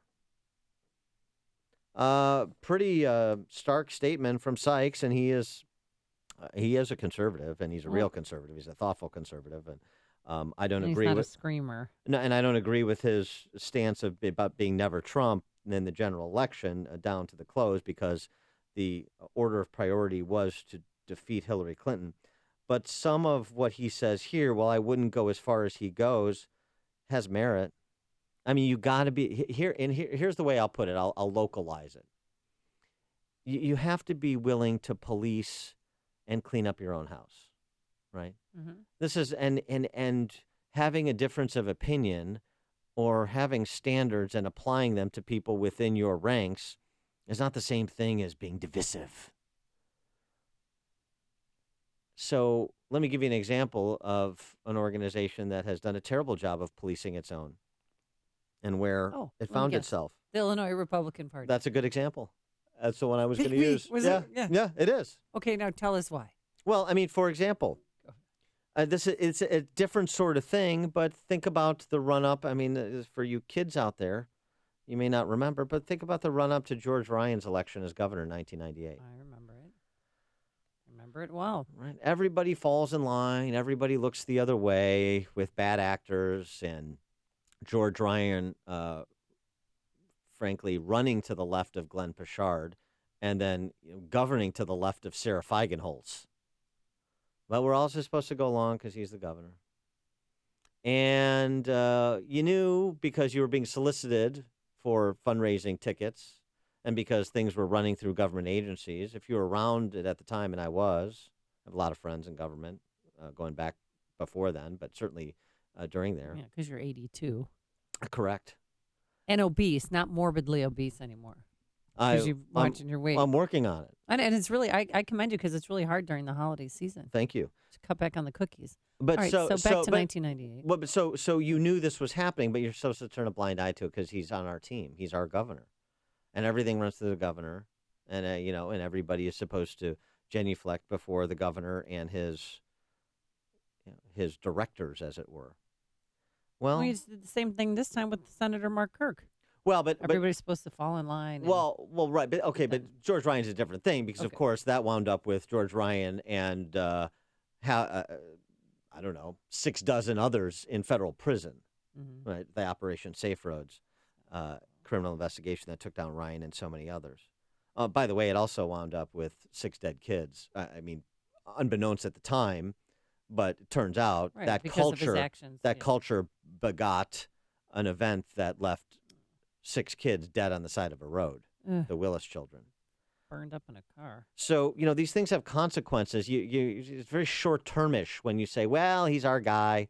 And so we just have to, my party right or wrong, my guy right or wrong. I don't like personality politics. I don't even really like partisan politics. I like kind of idea-driven, policy-driven politics. Difficult to do. Not a lot of interest in it. But Sykes makes some important points here about the willingness to say, no, I'm not with you on this conspiracy theory. By the way, conspiracy theories, as I routinely say here, fodder for weak intellectual minds. You have to connect the dots, not make them up. Big difference. I'm not talking about you. I'm just as a general statement. Yes.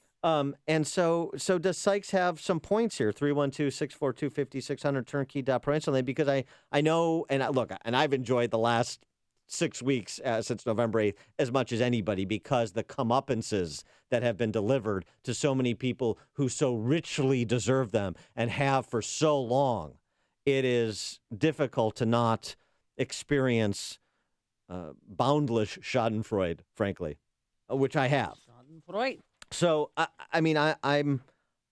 but that's not the same thing as saying once we get going here, that everything Trump does or everything the Republican Congress does is beyond reproach or discussion. Hey, stop with, taking Trump to task on protectionist trade policy. Focus on, what Nancy Pelosi's doing. No. Now, Republicans are the majority party in the country. They are the majority party in Congress. They have 32 governorships, a president, 33 governors. 33 governors. So the Democrats are the super minority. Not nationally. The minority, nationally. Yeah, really, they are. Tell them that, though, in Chicago. Well, they're not here. I know. We're the outlier. But they don't understand that they live in this bubble. Well, they do live in this bubble. But the challenge for conservatives is to not fall into the same trap of living in our own bubble and self-police. And there's Aaron Schock, who goes to federal trial, if that ever makes a trial, and he doesn't plead it out next month or early next year. There's another case. Oh, he's a young rising star, so we'll just ignore what we know is going on. Yeah. Good-looking guy, can be governor someday. Just got to find him a family and some kids. He'd be perfect. Not so perfect. I'll take a couple calls. So, John in Hoffman Estates, you're on Chicago's Morning Answer. Hello? Hey, John. Hello. Hey, how are you? Good. You're kind of a Republican analyst and this and that. I disagree with that Wisconsin conservative talk shows. I mean, there's so much criticism to go around, Don. You know, the left has been destroying our basic constitution. No one talks about that.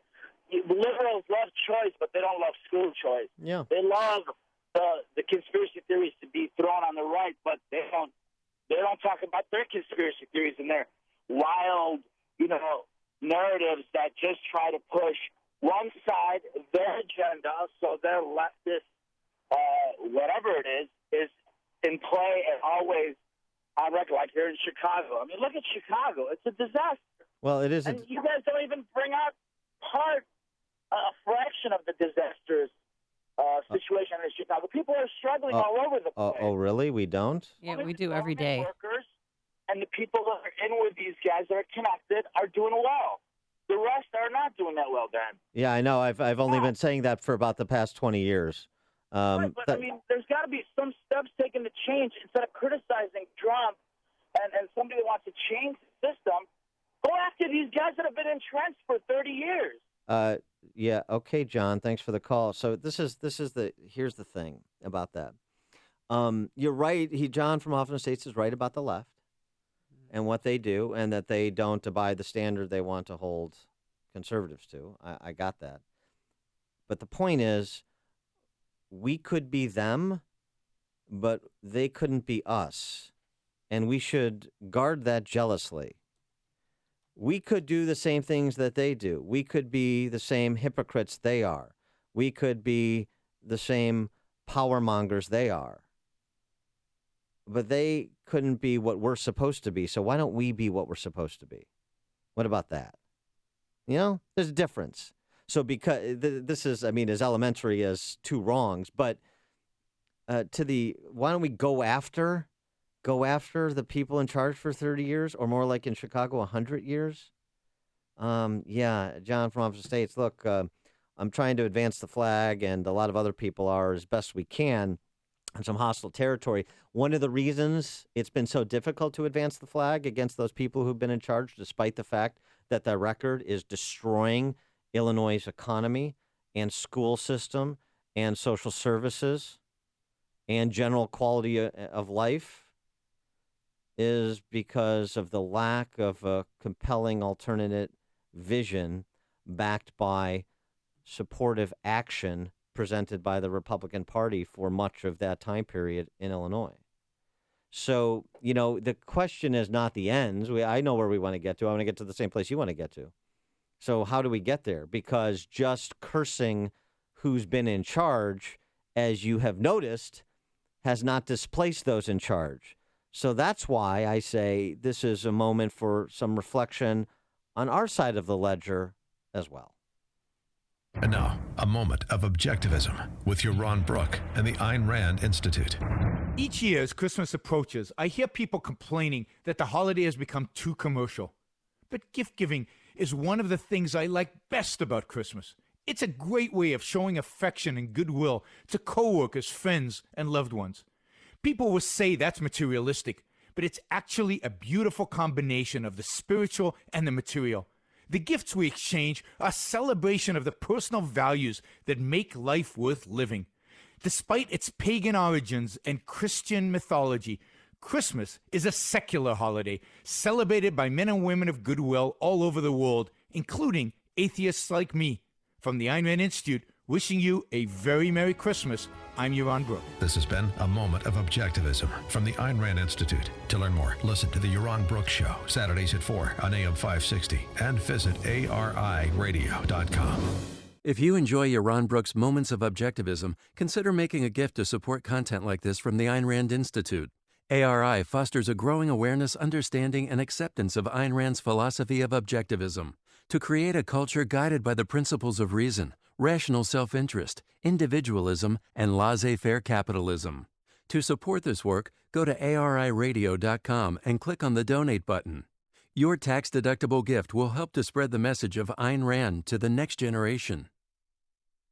Uh-oh. Have you ever accidentally deleted a file? Are you still trying to figure out cloud migration? What is that cloud? Do you know how to implement a hybrid integration? Well, if you want to save time and money, then let the professionals at Turnkey IT customize a solution that's sized just right for your company. For 20 years now, locally owned and operated Turnkey IT has become the brand businesses trust for their IT needs. Why? Because Turnkey IT understands small businesses just like yours. With monthly plans available for your team of 100 or a plan customized for your individual system, Turnkey IT has a solution. They even have equipment included if you want to go all in. You know, their team of professionals help users every day like me and you, and they help with network monitoring, a help desk to on-site support 24/7, 365 days a year. So stop worrying about your technology and let it work for you. Visit turnkey.pro today. That's turnkey.pro. Balance of Nature's fruits and veggies. I didn't get a cold is a miracle in mine because most years I would get like bronchitis 6 times. I haven't had a cold in like 5 years. I attribute that to the fruit and vegetables and the fiber and spice. I drive Amulet. I'm in hospitals all the time, and ever since I've been taking it, I haven't gotten sick. With the tremendous success of Dr. Howard's free set of fruits and veggies giveaway and the 120-day health challenge, this holiday season we are doubling down. Call now and see how you can get your free month supply of fruits and veggies, plus a month's supply of fiber and spice, free. Give the gift of health to yourself and loved ones, perhaps the greatest gift you'll ever give. Call 800-2468-751. That's 800-2468-751. Or go online to balanceofnature.com. Use promo code CHICAGO. Hi, it's Amy Jacobson and Dan Proft here from Chicago's Morning Answer. We're partnering with Food for the Poor to help raise money to provide food and water to impoverished children and families in Haiti and Guatemala. As you probably know, when Hurricane Matthew rolled through Haiti a few months ago, it decimated a country that was already the poorest nation in the Western Hemisphere. The need right now is overwhelming. Food for the Poor is one of America's largest and most trusted charities. Since 1982, they've been helping the poorest of the poor by directing resources directly to those in the greatest need. And 95 cents of every dollar they receive goes directly to the field, helping children and families. Here's how you can help. A donation of $50 will provide food for a year and water for life for a child in Haiti. $50. That's all it takes to change a life. To make that gift this Christmas season, just call 855-880-3663. That's 855-880-3663, or go online and visit 560theanswer.com and search for the keyword food. Coming up on Chicago's Morning Answer, we'll talk cabinet and first 100 days with Jim DeMint, president of the Heritage Foundation, at 8:08. But first, into the newsroom we go. Here's Mike Scott. Amy and Dan, more snow and snow showers across Chicagoland through the weekend. A Homer Glen house explosion injures a father and a daughter, and the Blackhawks outlast the Islanders. WIND Chicago News Time is 8 o'clock. Fox News Radio. I'm Dave Anthony. President Obama says he doesn't get it. A big chunk of the Republican Party, which prided itself during the Reagan era and for decades that followed as being the bulwark against Russian influence, now suddenly is embracing him. He tells NPR we need to take action after Russians interfered with our election. He's expected to talk more about that at a year-end news conference today. President-elect Trump is a skeptic, blaming Democrats for this narrative. And last night at a thank-you rally for his voters in Hershey, Pennsylvania, he took a shot at White House press secretary. Foolish guy, Josh Earnest. I don't know if he's talking to President Obama. This after Earnest said the president-elect knew Russia was helping him. Now Moscow is laughing off some of the allegations and demanding proof. Fox's Simon Owen live in our European bureau. Dave, if Russia did hack the election campaign, it's certainly not admitting it. Foreign Minister Sergei Lavrov saying allegations that President Vladimir Putin himself was involved are stupid and hopeless. Putin's spokesman calling the American claims of Russian meddling indecent and saying his message to the US is either stop talking about it or finally present some evidence. Dave? Simon, he is stable after surgery. A Mount Vernon, Washington police officer shot in the head last night responding to a call about a shooting. The suspect was arrested hours later early this morning after barricading himself in a house. He is a violent offender and well known to law enforcement. Washington State Patrol Sergeant Keith Leary. A short time ago, in theaters not far away, a new Star Wars movie opened at midnight. Took the day off. She was lined up in Phoenix. This woman dressed up like Queen Amidala in L.A. I spent 55 hours on the research and 55 hours sewing the entire gown. Rogue One is not part of a new Star Wars trilogy. It's set between episodes 3 and 4. Most fans and critics are giving it good reviews. Fox News Radio. Fair and balanced. Cloudy skies this morning. 13 degrees, headed for a high of 21 later today. 8:02 on AM 560, The Answer. Good morning. I'm Mike Scott. Winter weather caused more than a few headaches around Chicagoland this weekend. A winter weather advisory goes into effect at noon. More snow showers expected tonight. Sleet, freezing rain, and heavy snow. Tomorrow on Sunday, we will head into the deep freeze. It could be the coldest kickoff for a Bears-Packers game ever. A dozen are without a home following a house fire on Chicago's south side. The blaze began early this morning inside a two-story brick home near 56th and Peoria. Father and daughter recovering after their house exploded and caught fire in Homer Glen. The explosion happened yesterday near 143rd and Parker. Federal jury awards a former Chicago street gang member $22 million after he claimed two city police officers framed him for a 1984 double murder. Nathan Fields was overjoyed yesterday on hearing the news. This day is very humbling, and I'm so happy. I wish my mom was here, and I'm just so happy. I'm so happy. The one-time El Rucan member was released in 2003, acquitted in a 2009 retrial. Colleges and universities are once again deciding whether to front grant money to low-income Chicago area and statewide students supposed to be receiving state aid as Illinois' budget remains uncertain. The Southern Illinoisan reporting a survey released by the Illinois Student Assistance Commission suggesting some schools that covered grants in the fall will not guarantee them this spring. Blackhawks over the Islanders 5-4. Bucks over the Bulls 108-97. It's 8:03, time for the AM 560 Business Beat. From the Fox Business Network and a service of Turnkey.pro, here is Ginny Casola. From the Fox Business Network, it's Free Shipping Day. More than 1,200 retailers are promising you free shipping on in-stock, ready-to-ship items in the continental U.S. to non-post office boxes. Companies are promising your package will arrive by Christmas Eve. For another reason, Yahoo's sale of its core internet business to Verizon Communications could be in jeopardy. The Wall Street Journal says because of the hacking of 1 billion accounts, Yahoo is urging users to reset their passwords. That's usually a red flag that causes customers to drop the service and means Yahoo will have a smaller business. Grocery store chain Kroger is offering early retirement to 2,000 of its corporate employees.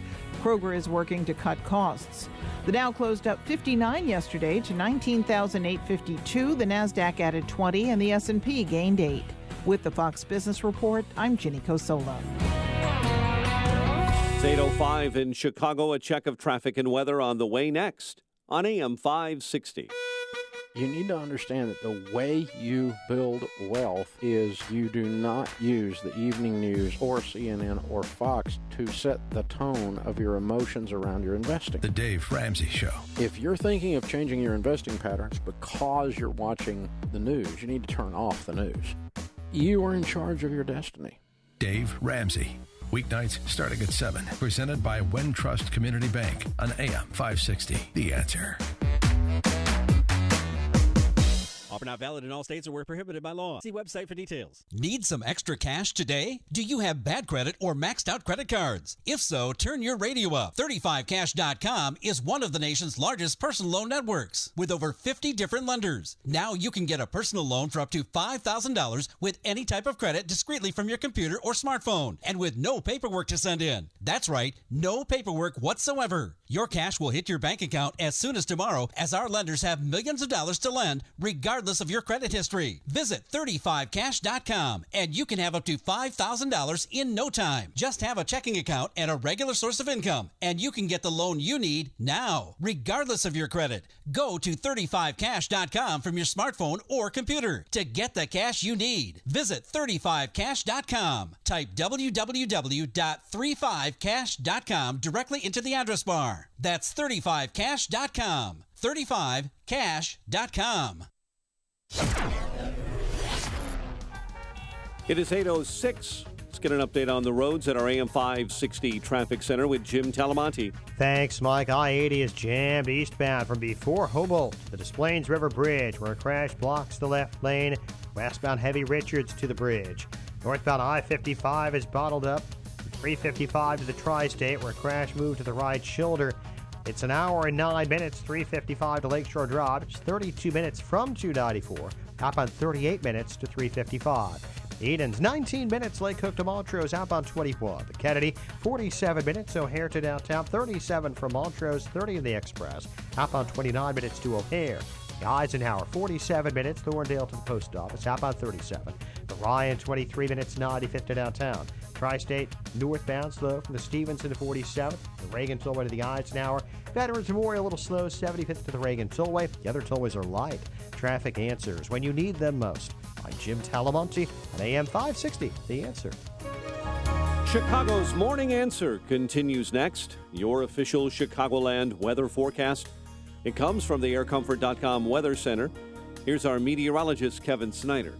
Winter weather advisory in effect from noon today until 6 a.m. Sunday. Bit of snow accumulating a coating to an inch with a high today 21. Periods of evening snow accumulating an additional 1 to 3 inches with a little snow and sleet. Late tonight, wind gusts up to 30 miles per hour. Low tonight of 20. I'm Kevin Snyder on AM 560, The Answer. 13 at O'Hare, 14 along Chicago's lakefront.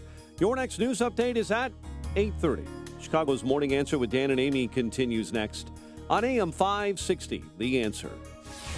This hourly segment is brought to you by Empowered Investing, the show dedicated to investors. Heard Saturdays at noon right here on AM 560, The Answer. Good morning. Welcome to your Friday morning briefing. Here's what you need to know to start your day. It's just a fact, you all have it on tape, that the Republican nominee for president was encouraging Russia to hack his opponent. You know, having the right press secretary is so important because he is so bad. He could say, ladies and gentlemen, today we have totally defeated ISIS, and it wouldn't sound good, okay? Unfortunately, we didn't see the sort of technical interference that I know people had concerns about also in terms of voting machines and the like. So when Donald Trump says the Russians did not hack Mrs. Clinton, he's right. Somebody leaked from Mrs. Clinton's emails, but nobody went in there and altered her operational systems, which is what hacking does. This is Chicago's Morning Answer with Dan Proft and Amy Jacobson on AM 560, The Answer.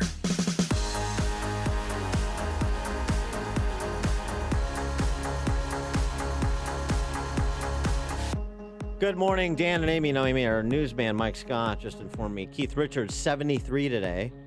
Oh yeah, and he's looked like he's 73 since he's been 37. And speaking of aging stars, my favorite news item in terms of the Trump administration and selections for key posts thus far, as many good picks as there have been. Oh, is this? Is according to the Daily Mail. Yeah. Trump's head of the National Endowment for the Arts, Rocky Balboa. Rambo. Sylvester Stallone, speaking, 70 years old. And I think if he goes with Rocky for NEA, then you go Drago for NEH, and they could be the Trump-Putin undercard. What do you think? Okay. Yeah. I mean, for NEA, NEH, it's, But they both need congressional approval. That's going to be fun. We'll take your calls, by the way. I mean, assuming you get Rambo. Well, who's going to contest that? Yeah. I mean, is he going to wear his outfit, the Rambo outfit, when he comes in for his congressional hearing? I hope he does. Yeah. And I hope he takes. I hope he takes I hope he does to Congress what he did to Brian Dennehy's little town, and to the NEA for that matter. All right, for more on Trump's cabinet selections and policy agenda, as we're just a few weeks away from the transition, despite what Martin Sheehan thinks is going to happen on Monday, we're pleased to be joined again by Jim DeMint, of course, former senator from South Carolina, where I was this weekend. Lovely. And now the president of the Heritage Foundation. Jim, thanks so much for joining us again. Appreciate it. Well, Dan, it sounds like they need you on the transition team. You've got it all figured out. I'll tell you, this is the kind of creative thinking they're missing, So, give us your assessment of the cabinet selections, particularly as it pertains to economic policy to this point. Well, we've been really thrilled at the quality of the whole transition operation. There have been folks from Heritage involved with it since the convention, not knowing who would win the election, but hoping we could get good people around whoever did. But the president-elect continues to insist that he is going to get rid of unnecessary regulations, repeal and replace Obamacare, strengthen our border, rebuild the military, get us a good Supreme Court justice, and get our economy going so that there's more opportunity and jobs for people. But really across the board, it's not just directly economics. You'll probably hear something about the budget office in the next couple of days. Mm-hmm. People are really focusing on that. But getting someone like Jeff Sessions to clean up the Justice Department, Rick Perry, who knows energy after running Texas, we can open up America's energy supply that probably could do more for our economic growth as well as our foreign policy if America could take basically the dependency from Russian oil from Europe. Again, Tom Price with Health and Human Services, he's a doctor, a great budget guy in Congress, but he knows the healthcare industry, and if we can get Obamacare off the back of business and the American people, replace it with something positive. So I see, as I look across the whole spectrum, particularly EPA, with Scott Pruitt, Attorney General there in Oklahoma. He's been suing the EPA for making it harder and harder for people to do business in America. So across the board, and I shouldn't leave out Betsy DeVos. We've worked with her on education opportunity all over the country, which we really need if we're going to grow our economy long term. So very pleasantly surprised at the quality of people and the continued insistence that Mr. Trump wants to keep his promises. Well, and the thing, too, I like about this, I want to get your reaction, I like about his selections so far, very kind of innovative selections, not obvious in many cases, and the skill sets that people bring to the table, even, and I should say, too, particularly because one of my concerns about Trump as it pertains to economic policy is his protectionist, mercantilist tendencies. And when you do something like a David Friedman, Milton Friedman's son, as ambassador to Israel, I mean, there's, his signature book, Machinery of Freedom, A Guide to a Radical Capitalism. It's a really interesting choice because he's surrounding himself with people that have a difference of opinion with him on matters like free trade and have a different understanding. The telegraphing Larry Kudlow maybe as chairman of the Council of Economic Advisors as well. So it seems to me he's made some very interesting picks that suggest it is that perhaps some of my fears and the fears of other free market types may be overstated if he's going to listen to some of the people that he's assembled around him to this point. I think you're right. I believe he's going to be very free market, but he wants to be free market in a way that benefits the American people. And he's right in a lot of ways that our trade agreements over time have tended to favor big corporations unnecessarily. And if we continue to have open trade with the highest tax rate in the world, the biggest regulatory burden, we are going to move production overseas. Right. And we can change that by pushing all aspects of economic freedom. I think that with people like Larry Kudlow, Steve Moore, who works with Heritage, is around him, all of these are free market people, and I've seen that Trump just wants to know how to do trade in a way that benefits America.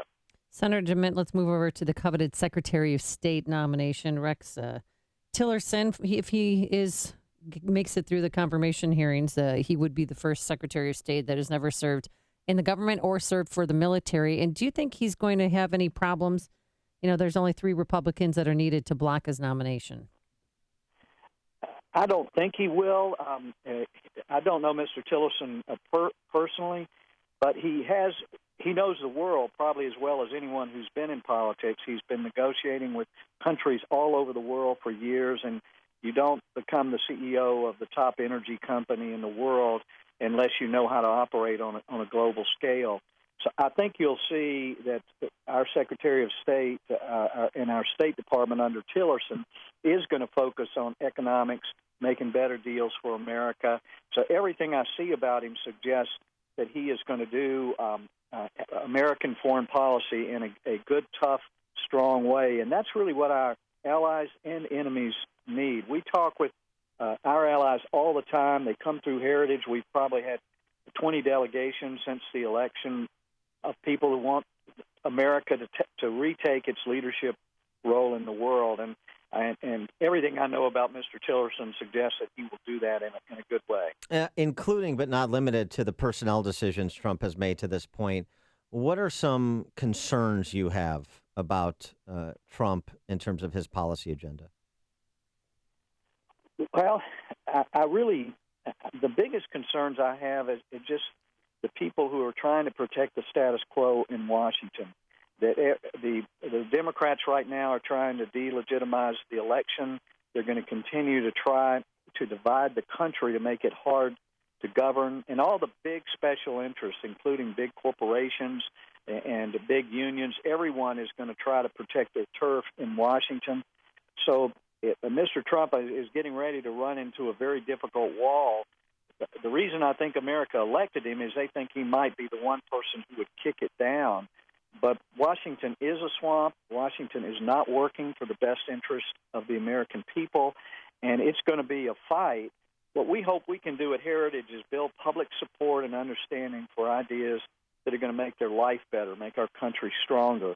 And if we keep doing that, and if the country stays behind these better ideas, hopefully we can break through this maze in Washington that's just protecting itself and all the special interests.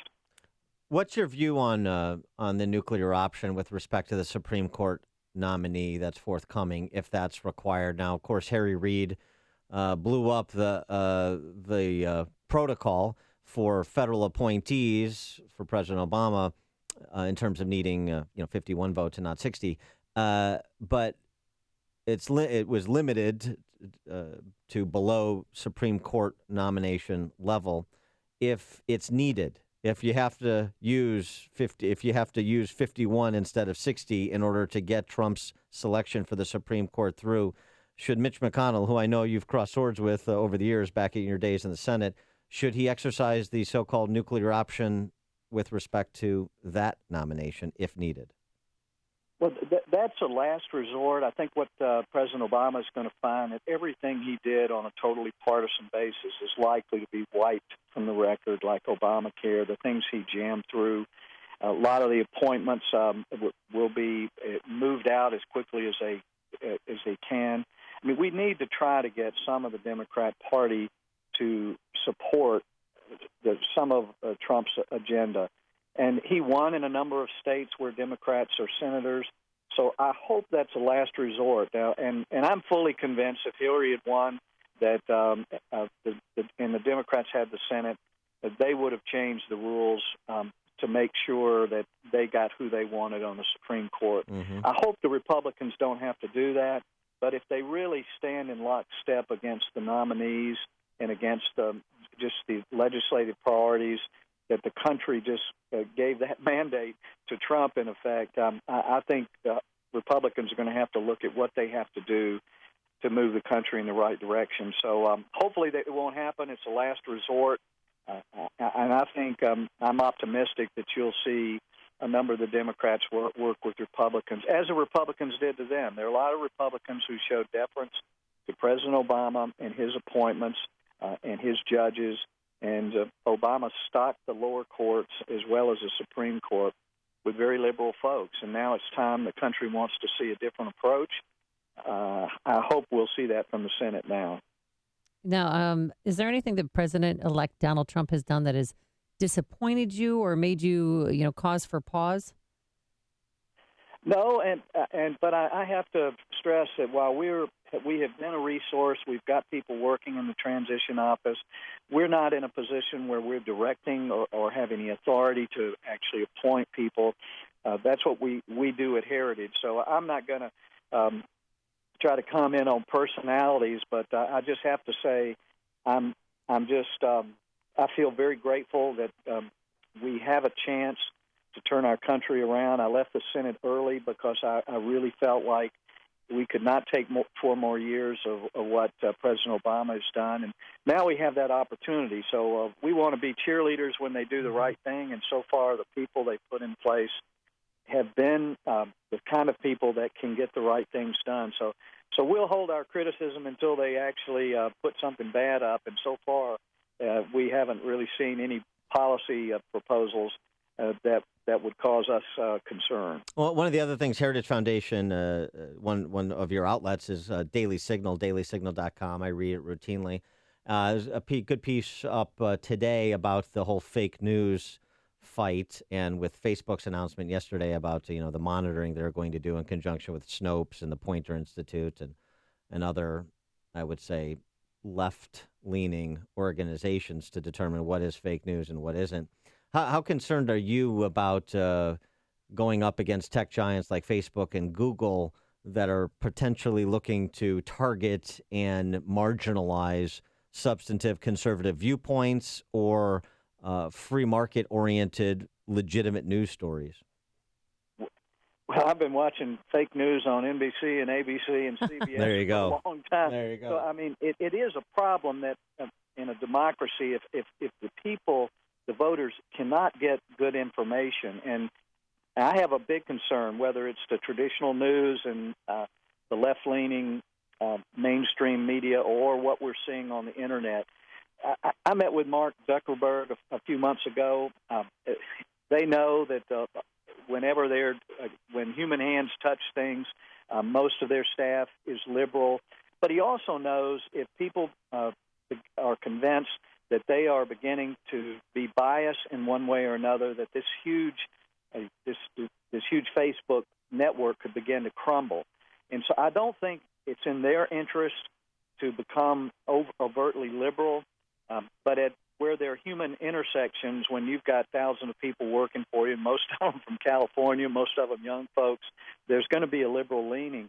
We have to keep.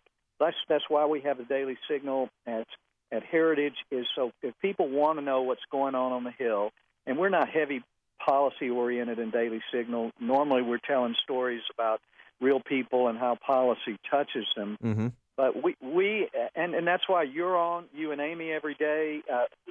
People really lean on radio talk shows to tell them what's going on. It is a concern of mine, but it's been going on ever since news has been provided to people that those in charge are going to have their bias there. But we do know most of the people now in the media lean left, and it is a concern, and we have to do everything we can to overcome it. All right. He is Jim DeMint, former U.S. Senator from South Carolina, now the president of the Heritage Foundation. Jim, thanks again for joining us. Appreciate it. Thank you both. And you can also get a sit-down I did against the current interview I did with Jim DeMint about 6 months ago at upstream-ideas.com. And he joined us on our turnkey.pro answer line. The stories you need to know to start your day.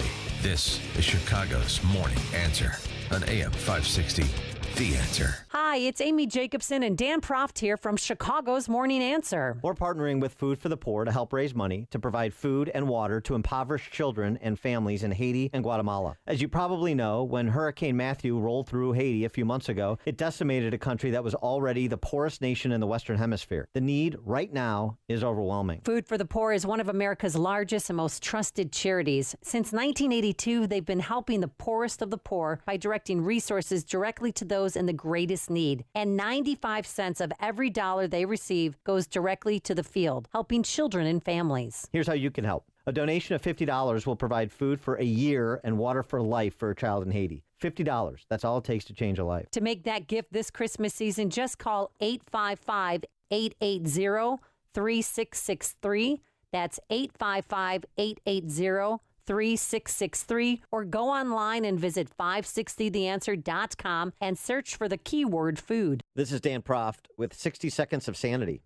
Donald Trump is not the hero never Trump conservative intellectuals wanted, but perhaps the one we needed. His cabinet is a veritable conservative super friends. Assembled at the Trump Tower of Justice is a diverse array of crusaders who have saved jobs, provided educational scholarships for poor kids, and generally fought for truth, justice, and the American way. In short, they're innovators who've implemented solutions rooted in conservative thought in business, the military, medicine, the law, and our schools. They feature real-world accomplishments. Courage is the superpower common among them. It's the most important shared value of all. As C.S. Lewis observed in the Screwtape Letters, courage is the form of every virtue at the testing point. In other words, if you don't possess courage, it's impossible to exhibit any other virtue because you will wilt when pressed. It is readily apparent that there will be no shrinking violets in Trump's rose garden. Yet their heroic instincts will be tested by the D.C. ruling class. So can Trump's super friends defeat the Potomac potentates and return power to the people? Stay tuned for our next exciting episode.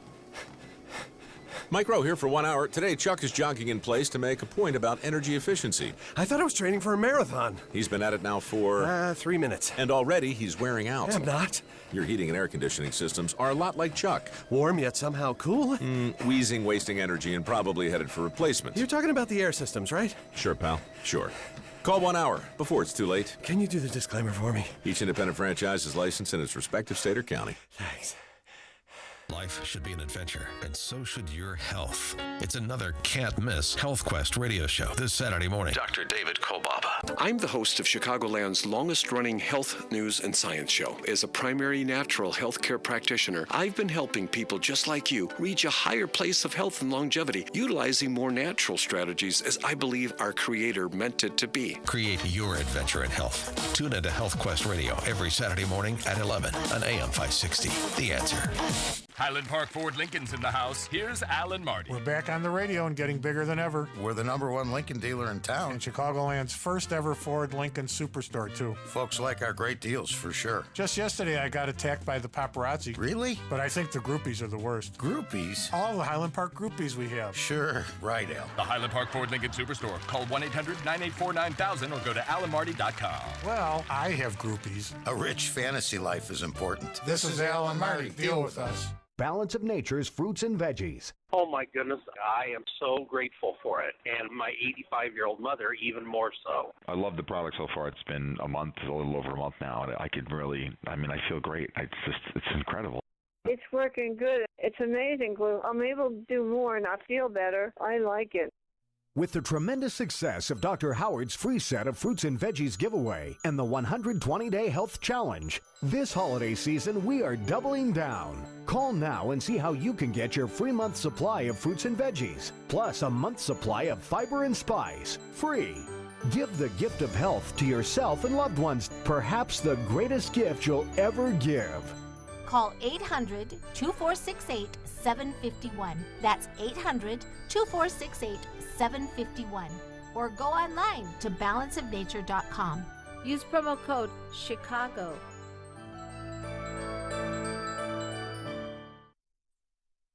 Hey guys, check this out. There's a brand new technology that's going to drive your wife, girlfriend, lover wild with desire. And it's not what you're thinking. It's even better. It's called, do you know what it's called, Dan? Come on. Pajamagram? No, it's called Micro Velvet, created by the PJ experts at Pajamagram. And it's found only in their Tempting Touch PJs. Tempting Touch PJs are simply the softest, most luxurious. I feel kind of funny like when I climb the rope in gym class. luxurious pajamas ever imagined. They're addictively soft. They beg to be touched. So go to pajamagram.com and get her the blissful comfort you know she deserves. And when she's happy, you'll be happy too. A holiday gift has never felt this tempting. And you don't even have to wrap because, as you know, every Pajamagram includes free gift packaging. Christmas delivery guaranteed. What's to lose? So visit pajamagram.com. That's pajamagram.com or call 1-800-GIVE-PJs. Coming up on Chicago's Morning Answer.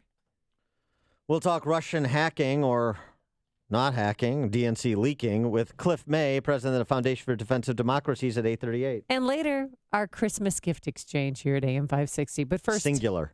No one told me. You guys, I told you. No. It's always the Friday before Dan goes on a 2-week break. We exchange gifts, right? Okay. Well, we have in the past, but, I need a memo. Yeah, thank God Mike Scott didn't get a gift either. Here's Mike Scott. 13 degrees outside, cloudy skies. President-elect Donald Trump again appears to be downplaying reports of Russian hacking of U.S. elections. This morning, Trump tweeting, are we talking about the same cyber attack where it was revealed that the head of the DNC illegally gave Hillary Clinton the questions to the debate? Recent intel reports have alleged that Russia was trying to help Trump win the election. Presidential spokesman Josh Earnest rejecting suggestions from Donald Trump's camp that the White House is trying to delegitimize his pending presidency. President Obama has made clear that he and his team were committed to a smooth and effective transition. Earnest telling a briefing that the Trump team should get behind U.S. intelligence efforts to get to the bottom of the Russian hacking scandal. A police officer in Mount Vernon, Washington, is recovering this morning, and the man accused of shooting him is in custody.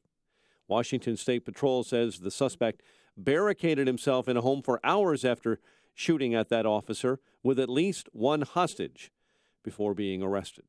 Authorities in Indiana say 2 12-year-old children died while falling through the ice late yesterday. Officers were called to the scene in Pike County to try and rescue the children. One child pulled from the icy waters within 20 minutes, the other within 40 minutes. Winter weather will cause more than a few headaches around Chicagoland today as a winter weather advisory goes into effect at noon. A dozen without a home following a house fire on Chicago's south side near 56th and Peoria. Chicago sports. Last night, Blackhawks winners over the Islanders 5-4. Bulls fell to Milwaukee 108-97. The news is a service of Cabela's. If your family loves the great outdoors every season, there is only one place to go for the outdoor gifts this season.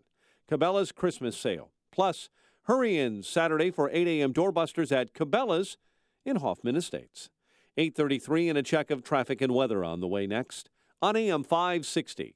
Mike Gallagher can't believe the Democrats are blaming Russia. This is an absolute smokescreen by sore losers who don't like the fact that Hillary Clinton was defeated. If we were whining that Hillary won because of Russian interference, there'd be only one response in the halls of the New York Times and CNN.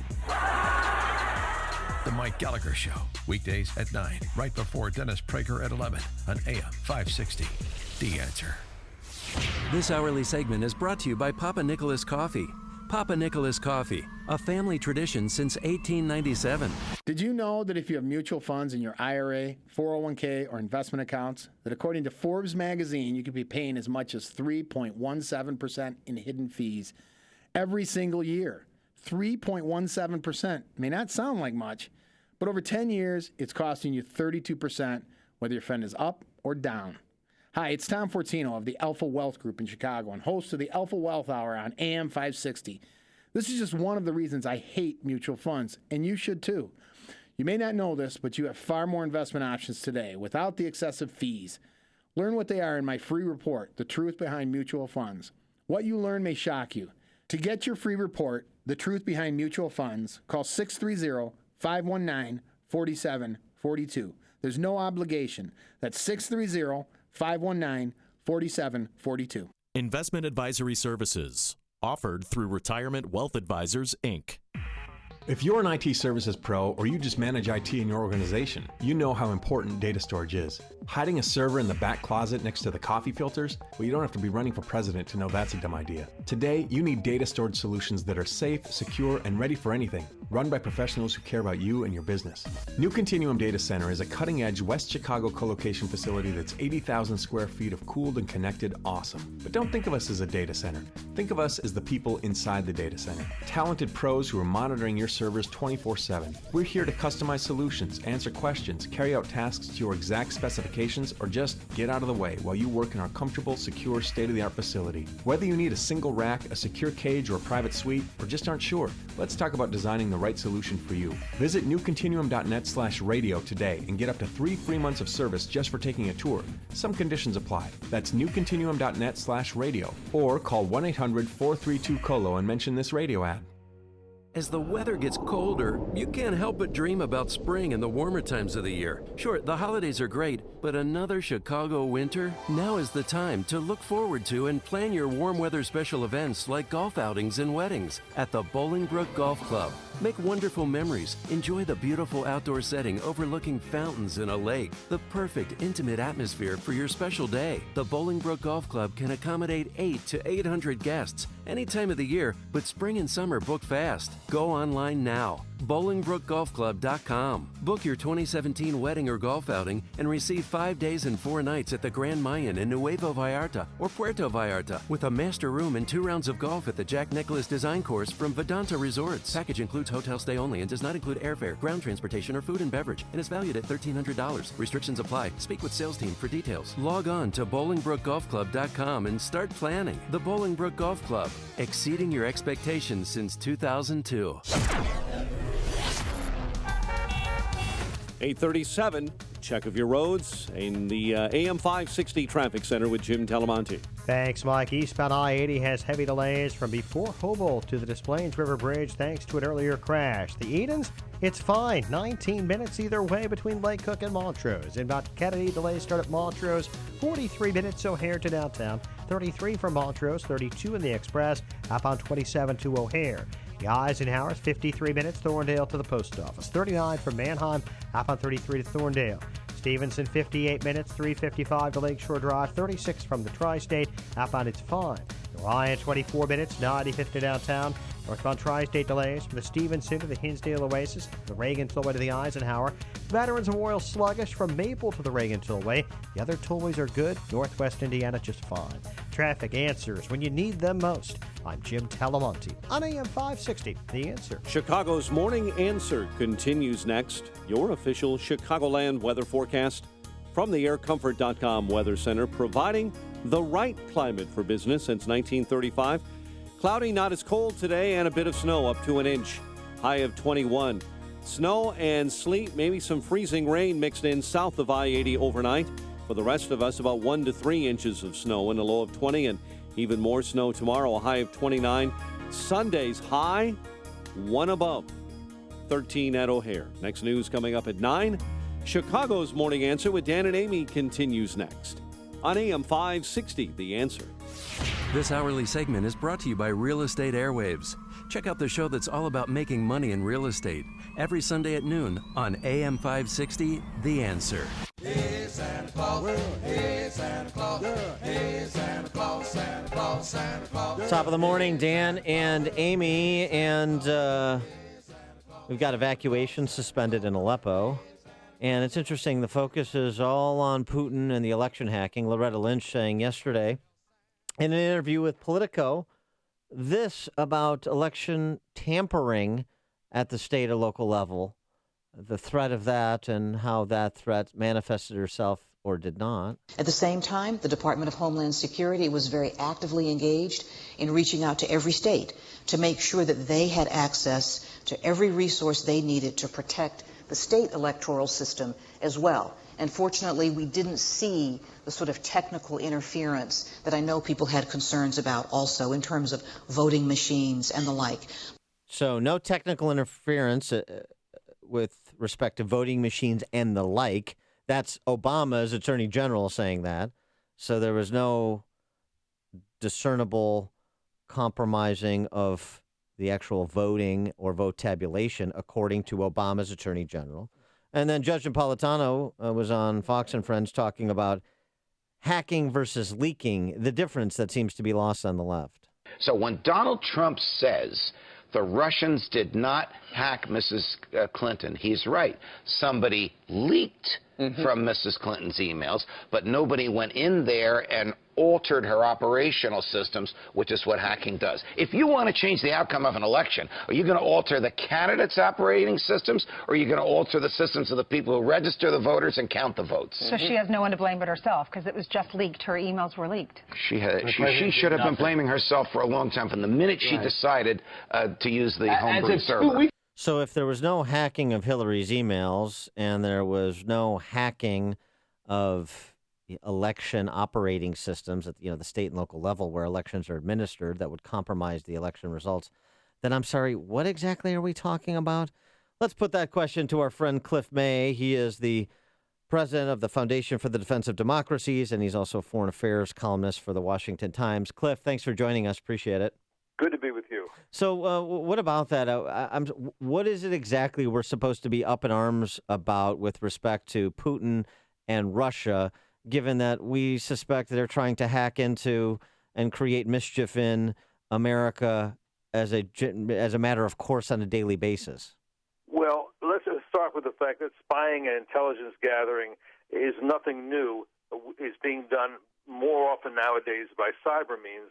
And this is among the problems we face and have faced for many years. The Russians, the Chinese, to an extent, the Iranians and the North Koreans have stolen libraries full of valuable information from the U.S. government. And the U.S. government, I wouldn't say has done nothing over the past 8, 12 years and longer about this, but not nearly enough, in my view, about this, either to prevent it or to deter it, or to punish those involved in it. And not all should be punished. We do intelligence this way. Our adversaries do intelligence this way. We know that's the case. To believe that right now it's a crisis because information was stolen from the DNC or from Mr. Podesta or others and revealed to the public because who probably had a right to know it if the news media was looking harder, that's questionable. Plus, what you really can't say is that, the Russians did this in order to elect Donald Trump.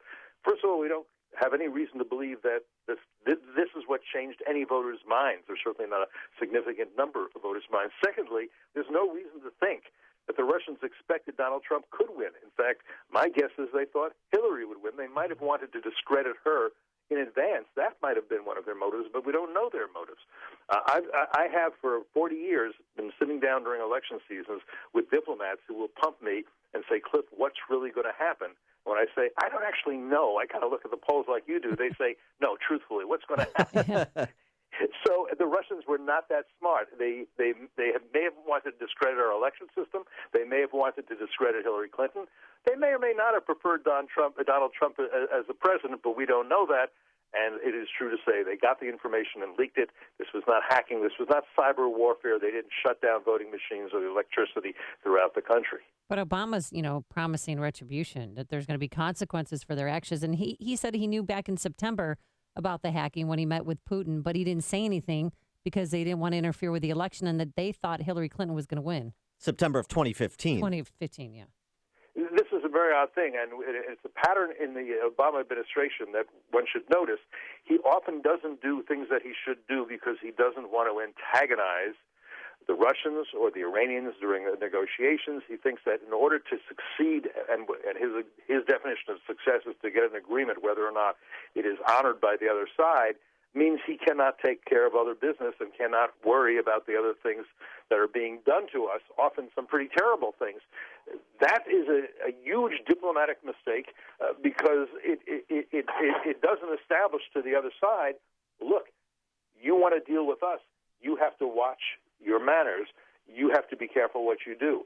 So we have genocide in Syria today, more than 400,000 dead, maybe 11 million refugees, in large part because for Obama to have tried to prevent this would have antagonized the Iranians with whom he was negotiating a deal, and that deal is about as bad a deal as you can imagine in my view. I know others don't think so, But I say that deal does not do what Obama says it does. It at most delays Iran's pursuit of nuclear weapons for a few years while it develops other dangerous capabilities as well.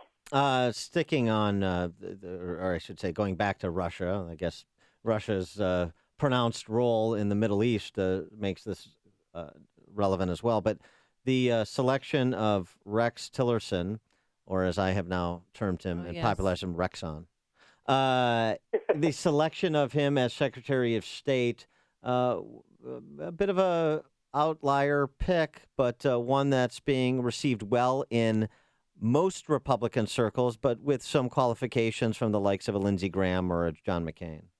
Exactly. It is a creative and intriguing choice for a number of reasons. One, here's a guy who has met with world leaders practically everywhere. He also has achieved some interesting things.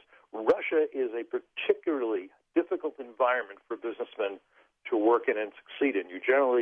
A lot of businessmen, very smart businessmen, have gone in there and left without the shirt on their back. He somehow managed to make a profit there despite the vast corrupt system that's in place there. He managed to get that done. He knows how to make deals that are in the interest of his company, whereas we now have a State Department that doesn't know how to make deals that are in the interest of the American people.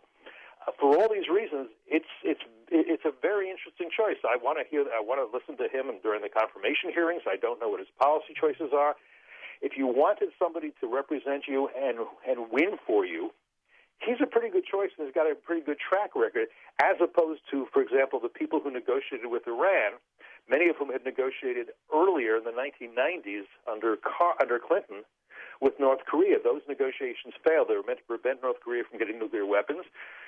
President Clinton announced that they had succeeded, that North Korea would not get nuclear weapons. Today, North Korea has nuclear weapons, and missiles, longer and longer range, pretty soon can hit the United States, can already hit places like Hawaii. I think the same people negotiated a similar failed agreement with Iran. We need better negotiators. There's no question about it. And here's one who we know to be world class. So I'm willing to give him a hearing. All right. He is Cliff May, president of the Foundation for the Defense of Democracies and a foreign affairs columnist for the Washington Times. Cliff, thanks as always for joining us. Appreciate it. My pleasure. And he joined us on our turnkey.pro answer line. Connect with Dan and Amy using the AM 560 mobile app. Download it today at 560theanswer.com/mobile. Well, better hunker down. Tonight, we're going to have a dusting up to an inch of snow today, a high of 21, so it's a little bit warmer. And then tonight, the snow and sleet begins 1 to 3 inches. Roads are expected to be very slippery and dangerous. Saturday, it's going to be cloudy, a little icy mix. Storm totals anywhere from 4 to 8 inches. A high tomorrow, Saturday, of 29 degrees. And Sunday for your Bears-Packers game. Wow, get out the sunscreen. Let's get our shorts on. We're going to have a high of just 1 degree. And Sunday night into Monday, it's going to be minus 14. Good times.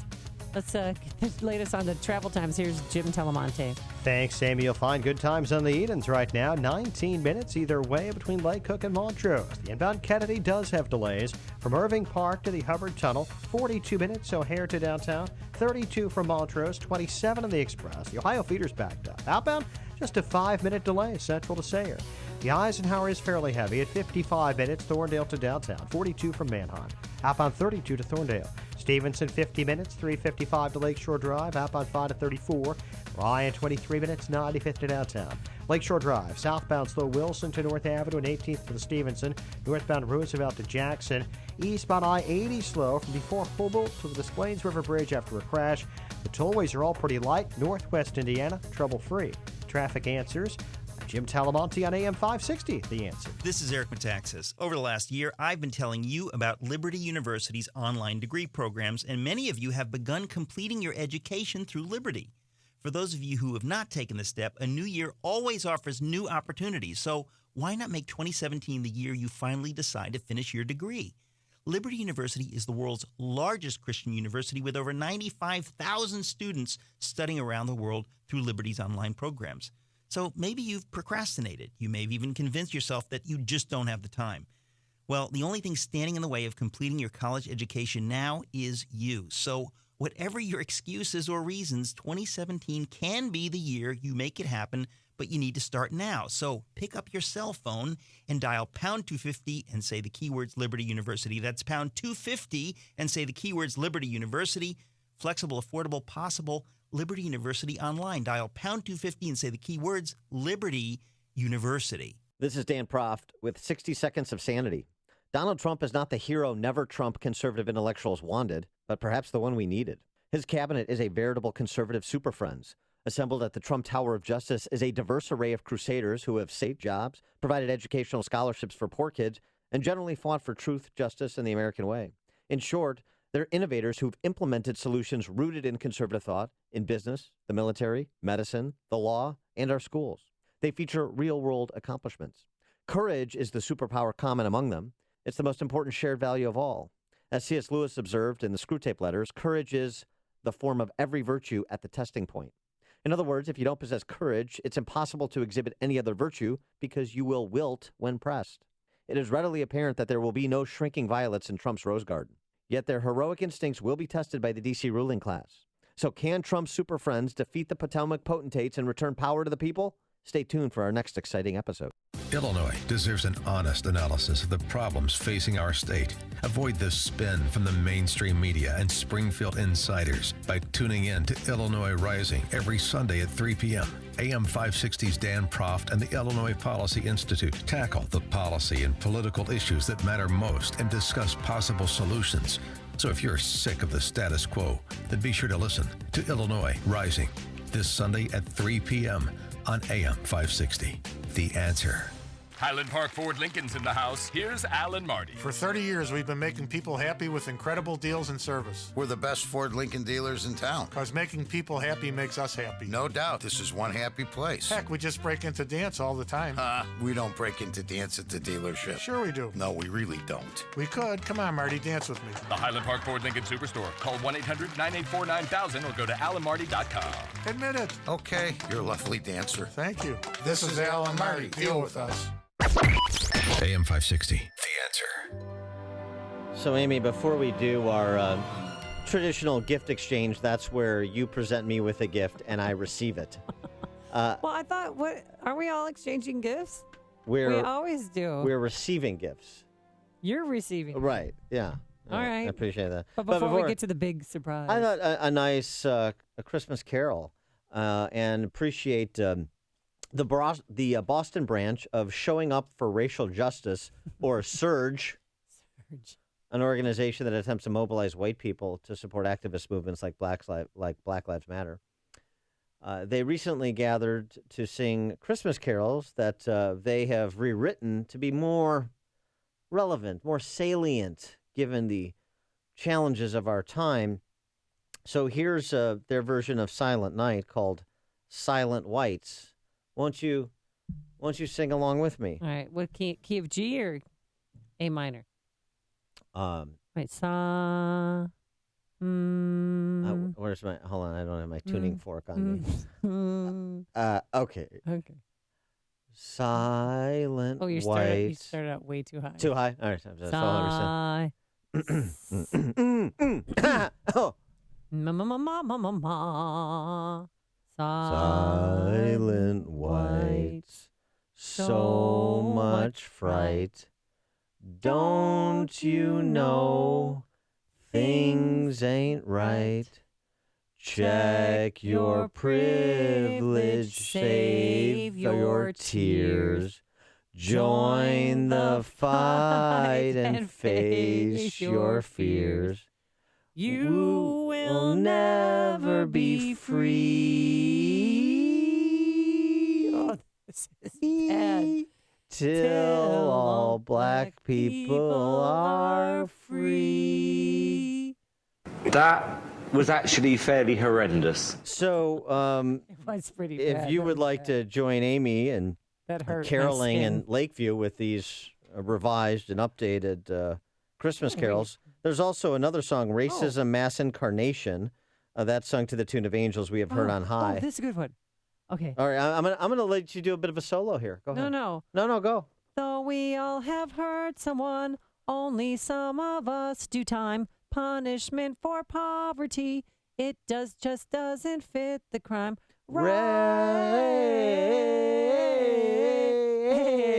Racism. Mass incarceration.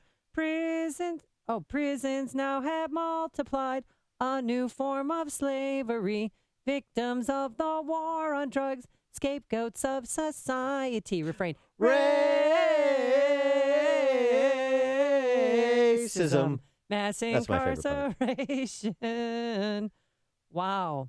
Yeah. I can't listen to this. That is This is hurting my skin to even be singing off key. it's so profound. Thank you for truly capturing the Christmas spirit, showing up for racial justice, Boston branch. And now it's time for the gift exchange.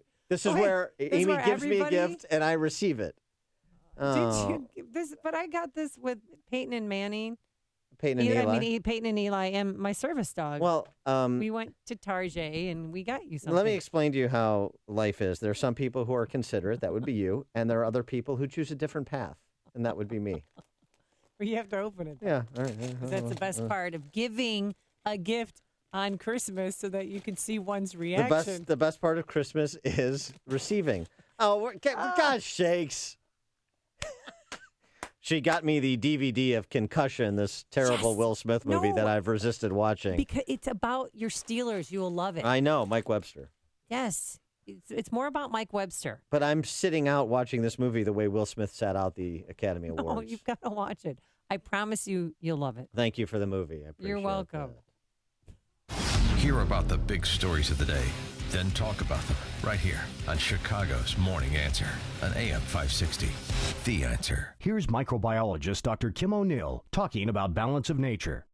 Scientific research has shown that many cancers and lifestyle diseases can be prevented with a diet rich in fruits and vegetables. This prevention comes from the phytochemicals in the plants. They fight against oxidants that damage the cell's DNA, causing mutations that lead to disease. I don't take any supplementation, but I take Balance of Nature because I know I've